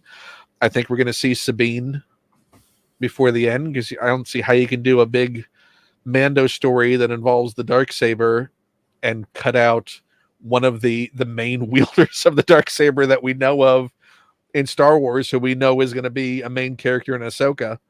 Mm-hmm. So that's why I think talking about how fast the plot is moving, I think we're 2 episodes into the season, and what, an 8-episode season? So we still have 6 more. There's a lot of ground to cover. I don't think they're going to let off the gas on these stories. Mm-hmm. And also, we have a mythosaur to deal with potentially next episode. I'm so excited. And sad that that's clearly another toy we won't get. Yeah, we probably won't get that. Yeah, unless it was a HasLab and it was like a $800 thing. But I don't understand the concept of the HasLab. I ostensibly the HasLab was, its stated purpose was to do things they could do in no other way. If you say that's the case, and you also say because of the retail environment in stores, we can't do vehicles like we used to, or we can't do creatures like we used to, like even a simple tauntaun, or a blurg. Make a blurg a HasLab. Let it be crowdfunded that people can pre-order a blurg. And if you reach your threshold, then you make a blurg. If that's the state, the economy can't support $800 projects again and again and again, when you could be doing all these things, making the community happier because they're getting these things at lower price points. Again, maybe it has to be 30,000 to meet the threshold to do it. If it doesn't, then you don't make it. We've been there. We've done that. There are plenty of projects now that have not been success in HasLab. We know what that's like. They're not breaking a streak if they have an unsuccessful HasLab. Yeah. So, totally. If it's easier or more economical, let's say a creature pack. Let's use molds that you already have. So let's say we're going to do a tauntaun, a dewback, and a blurg be the new tool thing, and sell that as like $150 HasLab for those, and get those creatures back out. Yeah, I mean, I see no reason why HasLab needs to be like a big old $300, $400 item. I mean, it could easily be something that the stores just won't support on, the merit of it being, I don't know, a creature or price point. But especially if it's re-releases. Give us a HasLab that is a tauntaun. You didn't get a tauntaun when we released it last. We're going to use the exact same tooling. We're just going to put it back into production. Here's the threshold to put it back into production. Yeah, I mean, totally doable. there's no reason they couldn't do it that way. I don't know. It baffles me that you, and the thing is, there's no one at Hasbro to talk about these things with, because you've been involved in the sort of press conferences and calls and roundtables that they've done. There's really not a lot of concrete answers coming out of those. There's a lot of dancing around the responses to rather pointed questions. So there's not a lot of communication that can come out of any of these teams to answer any of these questions. And I think the fact the community just seems to exist in a knowledge black hole is what fuels a lot of people feeling uneasy. Yeah, that's a big part of, I think, the negativity you see online, is that not everybody, if you've been collecting for 20 years and you've made it, like, you've made the effort to learn about really learn about the hobby and the way that these companies function, and things that they've said, you have a better understanding of why things do happen, why they don't happen to some extent. But a lot of people, some newer, some just not willing to take the time, or not understanding of a lot of these factors, don't get that. And I think that's where you see a lot of the negativity come from. It's the weird coy approach they take to all this. Like, it does not preserving any magic if you refuse to tell people, like, come out and say what the corporate, they say, listen, there's no budget for this, or we lost the tooling for this, or this is the threshold upon which we go. We can't do that. This is the line. That line can't exist again. We simply can't do these things again. But to not say it and just and let people speculate and let people just get exasperated by the lack of communication on these things. Again, as simple as the shipping issues. Like, no one's going to be surprised if you say these are delayed. Right. These, and keep people updated. No one's going to go, well, you said it was going to be July, and now you're coming back and telling us it's going to be September. No. I would be appreciative of the update. Like, hey, we said July, things are still on the ocean, or things are still at the docks. We can't get this stuff clear. It's pushed back further again. Yeah. So frustrating. It's like the the UFO thing, the recent stuff, well, we don't think it was this, but it wasn't that. We're not saying it was aliens, but it wasn't, it's just all that does is fuel speculation. But at least communication, because maybe they don't know. It'd be more, something like, even like that is like, imagine if there was no comments made. If there's complete silence and everyone's going, but that happened. Something happened, right? Silence. Silence is what we get from Hasbro on these things. I would prefer, pull the Band-Aid off. The lack of sort of, if you're going to do a line like Black Series and TVC, maybe Hasbro just has to accept that a lot of these licensed lines are adult collectibles lines. Kids just aren't buying toys today. And parents are not in the way that they once did for, our generation. Toys just on the, the pie of resources and things that kids get in childhood is not to the extent of what we had. They'll instead of $25 on a vehicle, they're $25 worth of V-Bucks so they can get some new skins in Fortnite. Yeah. Oh yeah. Yeah, totally.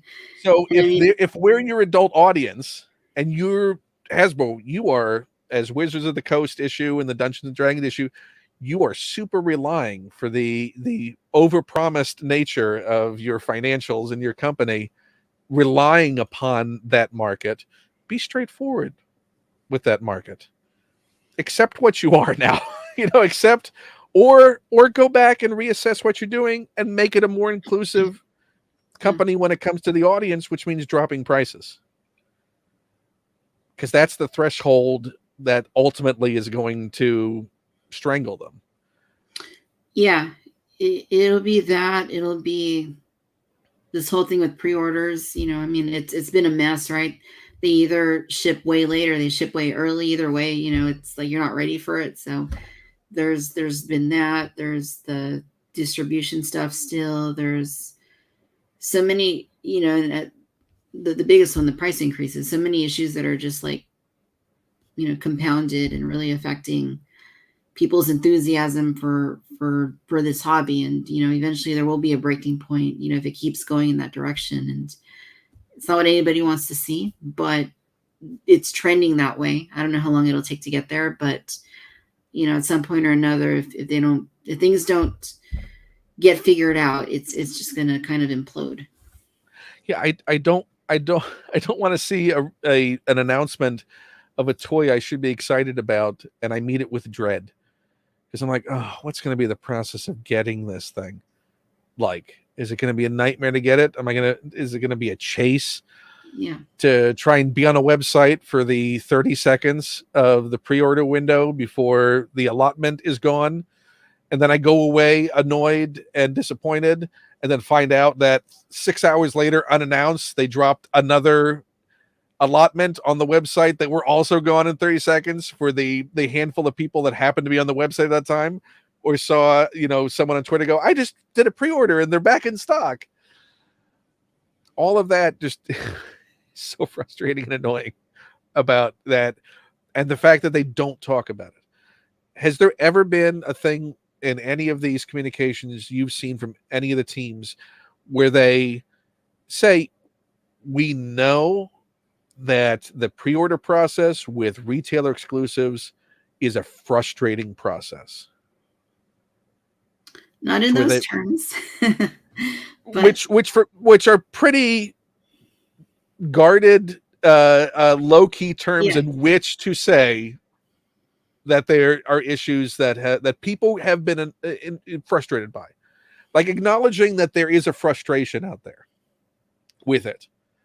Yeah, no, they have acknowledged that, there has been frustration with the process, that, some of these retailers don't, properly ship them the way that collectors want to receive them. They've talked about that, but it's always, like you're saying, very general, very, kind of skirting around, and only when pressed. Yeah. Yeah. Like it's a fascinating sport to watch the, any of the sort of on the cuff or off the cuff convention interviews with them on the floor, where you could see their brain trying to process, what can I say? What can I say? What am I allowed to say in this moment? Because this was a very pointed question. How can I just diffuse this as quickly as possible with a vague answer and move this on, where they also get the hint not to ask a follow-up and we can move on to something else? Right. Because this is awkward now. And it's so many questions that shouldn't be awkward in that way. Right. Yeah, it's interesting. It's all very interesting. Well, cool. Welcome to our industry talk. Yeah. So what would you want out of the 2 episodes of Mando so far? What is top on your list for something you'd want to have on your shelf?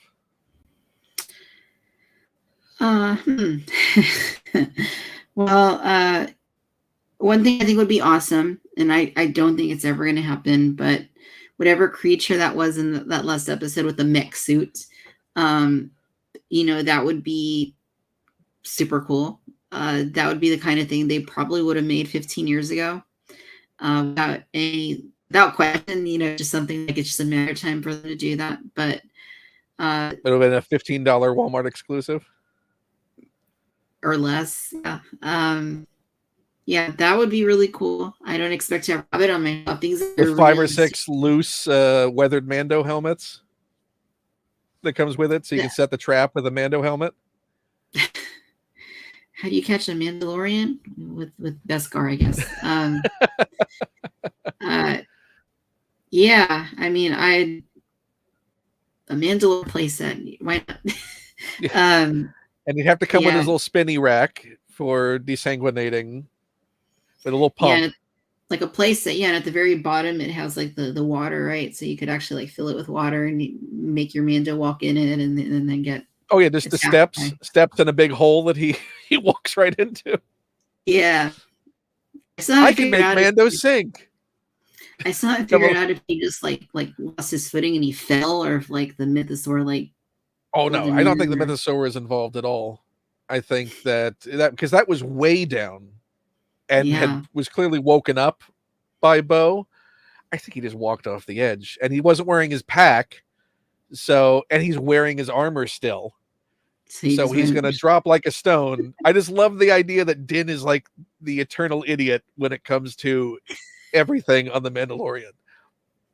He doesn't know anything. Everything he just walks blindly into, and he literally walked off a cliff. I know. I mean, it's bad enough to walk into like these like murky like waters that have, in this planet that's been like bombarded and is rumored to be like poison and whatnot. But wouldn't you at least use like a flashlight, like just to check it out first? Okay, how deep is it? Din's R5D4, where are you? his lack of self-preservation skills is Yeah, it's just lack of self-awareness. Yeah, for it's someone who is otherwise pretty good in a pinch. Although he does get knocked around and knocked out quite a bit. He's not yeah. great. He's kind of like Han Solo in that way, in that he sort of fumbles his way, or more like Indiana Jones. He's like Indiana Jones in that Indiana Jones stumbles through a lot of situations and Right. lucks his way and also fails a lot of the time. And things Yeah. happen in spite of Indiana Jones through most of the stuff.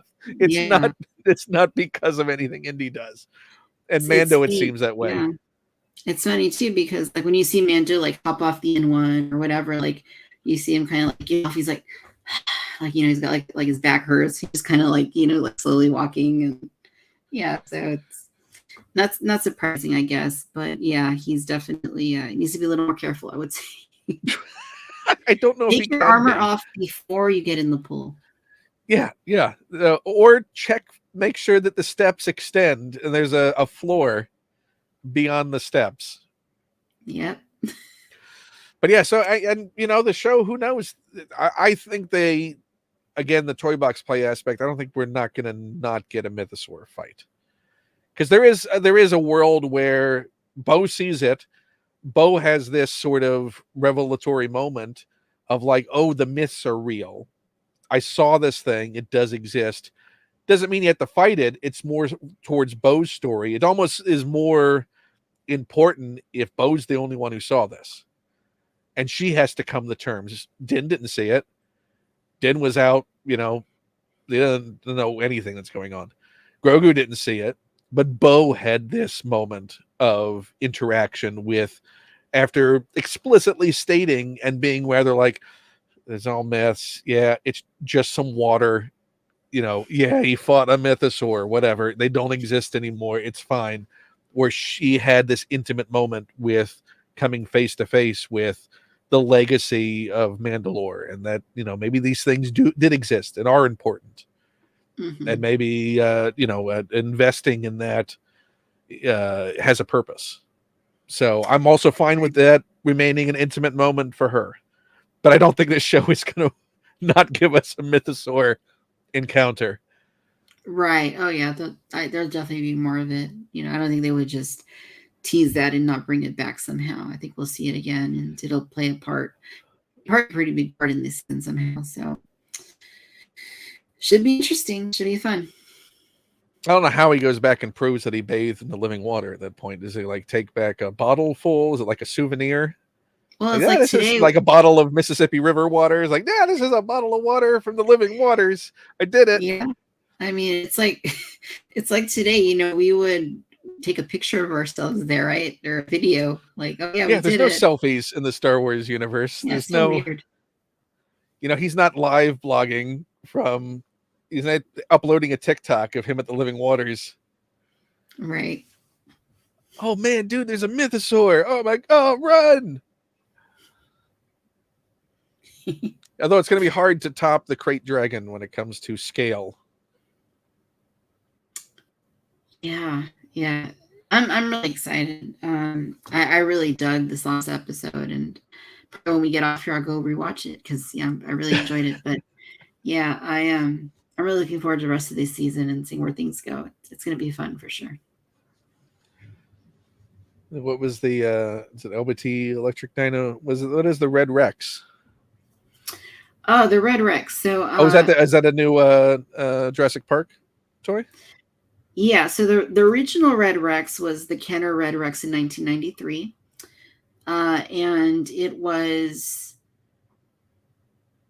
in my opinion, like that's, if I had to get rid of everything except for one toy, that would be the toy that I would keep, the Kenner Jurassic Park 1993 Red Rex, because partly because it's awesome. It was cast off of the Stan Winston maquette that they made for Jurassic Park before, like when they were making like the designs for the dinosaurs. And also because my grandmother gave that to me on Christmas morning in 1993. What he's talking about here is they did make they're coming out with a tribute figure to that dinosaur that is painted the same way. The packaging, they're recreating the 1993 packaging, and even though it was Kenner and this is now Mattel, they're still they're paying tribute to it by making it look very similar and have some of the same features like the rubberized skin, like the roaring sounds look kind of similar. So that's what that's use the referring same to. Yeah, mold. Not the same mold, no, but it's a really nice mold. It looks really good. So is that a retailer exclusive, or is that like a yeah, Target exclusive? Yeah, and it's up for pre-order now. Is your pre-order in? Oh yeah, day one. Can't miss How many? that. How many of them? Just the limit too. Are you gonna have them just hanging out together, or what's the display? Well, one to keep in the box. I mean, this is a special thing, right? I don't do this so much with Mattel's Jurassic line, keeping them packaged, but this is like a special thing. It's the 1993 collection is what they're calling it. So, I got to collect this whole line and get one to open, one to keep boxed. How many releases have they had, or is this the inauguration of that line? So it's debuting with a vehicle, and then 2 figure dinosaur packs. So they have dinosaurs and figures. So is it the original Explorer? It's so they already did the Explorer, but this is back during the original line. They were going to make a repaint of the Explorer in like a more of like a night kind of color palette, like a night color, like jungle color, if you will, for like the T-Rex encounter kind of display. I guess so. It wasn't actually in the film. It was just like a Kenner creation where they were painting it like in a darker color palette. And this new vehicle is basically that, but it's like a truck version of the Explorer. So it's kind of what Kenner was doing, but it's also kind of like a reinterpretation of that concept. So it's like a brand new vehicle essentially. It's never been released in any Jurassic toy line. Also a retail exclusive. Yeah, this whole 1993 series is Target. All Target. Mm-hmm. Oh, Target. I don't know. I do you have a favorite, Target or Walmart? I'd rather go to Target. I mean, I seldom go to stores in general because I just don't have time, but also because I don't really like going to stores unless I really have to. But yeah, I'm at Target more often than I'm at Walmart for sure. But as far as the pre-order process and actually getting the things, do you have a preference? I haven't had any problems with Target's Jurassic pre-orders yet. No, has anyone ever explained what happened with Entertainment Earth getting all those Walmart exclusives and how that happened? Yeah, why that happened? Right. So it's been very secretive. Like Hasbro has been very they've not been forthcoming with details on this. That they'll like kind of throw out little tidbits here and there, but I've finally been able to piece it all together from what they've said over the years and from what's happened. Walmart has the exclusivity of these items that Hasbro says are Walmart exclusives, but Walmart can agree whether or not to allow other retailers to pick up those exclusives after an initial period of time. And they don't always do that, but for some items, they do agree to other retailers picking those lines up as their exclusives in some cases, and that's what some of this stuff has been more recently. Okay. Yeah, that was very, very weird. It is very weird. Particularly with that Ahsoka Deluxe Edition. Yeah. I'm thankful. I'm glad. I wouldn't have gotten it otherwise. Yep. But that was a weird surprise for that to suddenly For pop sure. up the way it did. So is there anything as we wind down what you think is the thing you're most excited about in the Star Wars line, about what's been announced or what you think may be coming this year? Despite the price, I am really excited for the N1. I'm also really excited to see what is coming for Return of the Jedi. It's the 40th anniversary this year. They've announced a few things, but there are other things that they have not yet that hopefully will be coming, and they'll be really exciting to see. Speaking of which, have we had any indication whatsoever of a release this year in some form or fashion?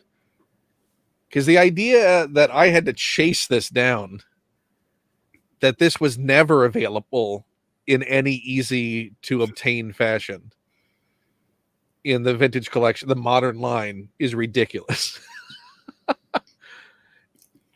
And for them to, again, playing these weird games, like you have a Jabba playset coming out. You have a throne that is easily adjusted to be Jabba's. Mm-hmm. What's going on? What have you heard? What have you not heard? It makes sense to me that they would do that at some point this year. When, how, what price, I have no idea. But to me, it makes sense that they would come out with Jabba again this year.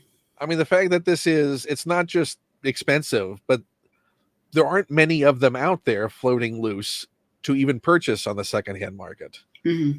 Like, it's one thing, like the fact that, looking at stuff that came in this week, like wanting to pick this up, which you'd think, oh, that'd be hard to find, is not that hard to find and not that expensive to get for a 15-year-old figure. Yeah, easily pick this up. And this was a sort of more of a novelty niche release. Sure. And I can get that easier than a Jabba. There's something's not right in that. Yeah, so we'll see. Fingers crossed. Yep. Here's hoping. But Santa Claus, I ask for more communication from Hasbro. If you're listening, Ghost, if you're listening, can expect that if you know 2 other ghosts that you can go visit the CEO of Hasbro.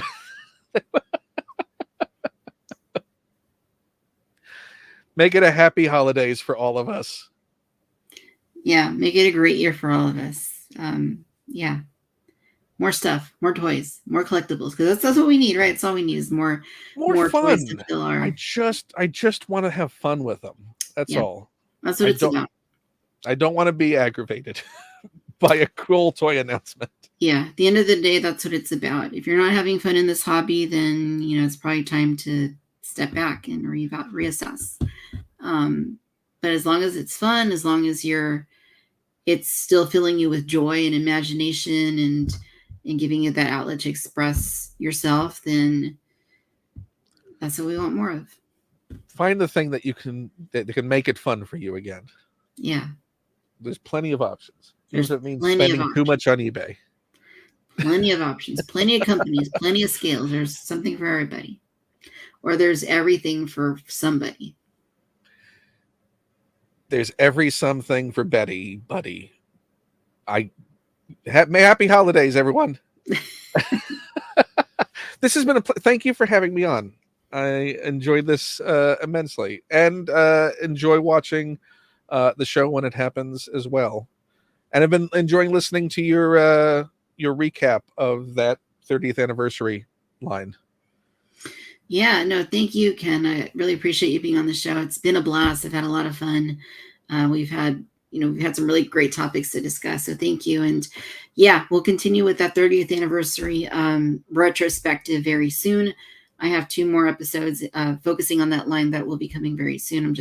It's coming down to editing time. When do I have time to edit? Not a lot of time to do it, but I know the feeling. Yeah.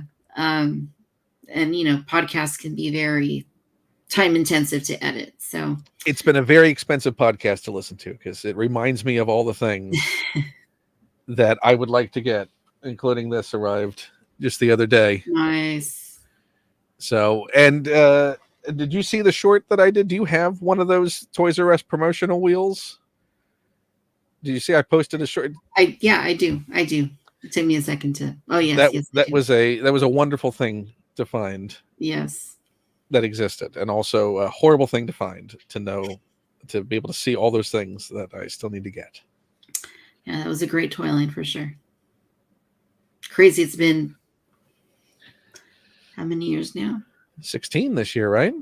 Yeah, I think so. 2007. Yeah, 16 years. Wow. Time flies. And, they're still great figures. I mean, you could take any one of those figures and just put a photoreal paint on them, and I'd take them. I mean, the articulation is not horrid. It's not 5 POA. Mm-hmm.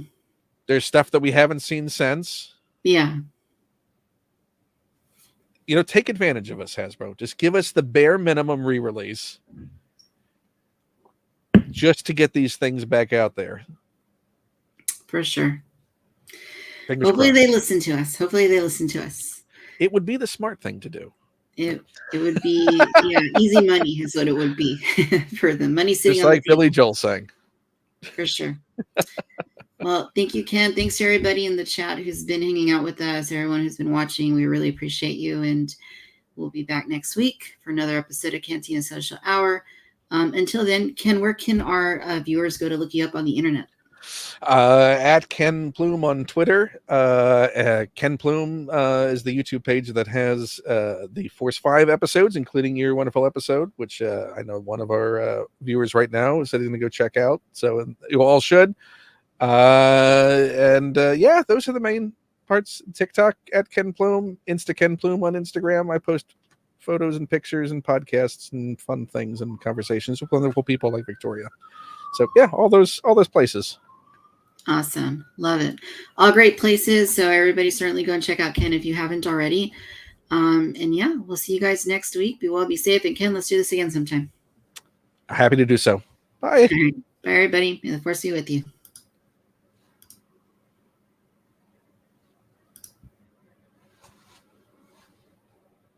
I'm still live. Is it because I didn't come up with a sign off? Help, Victoria, help. This is the way? Was I supposed to throw out a catchphrase too? Is that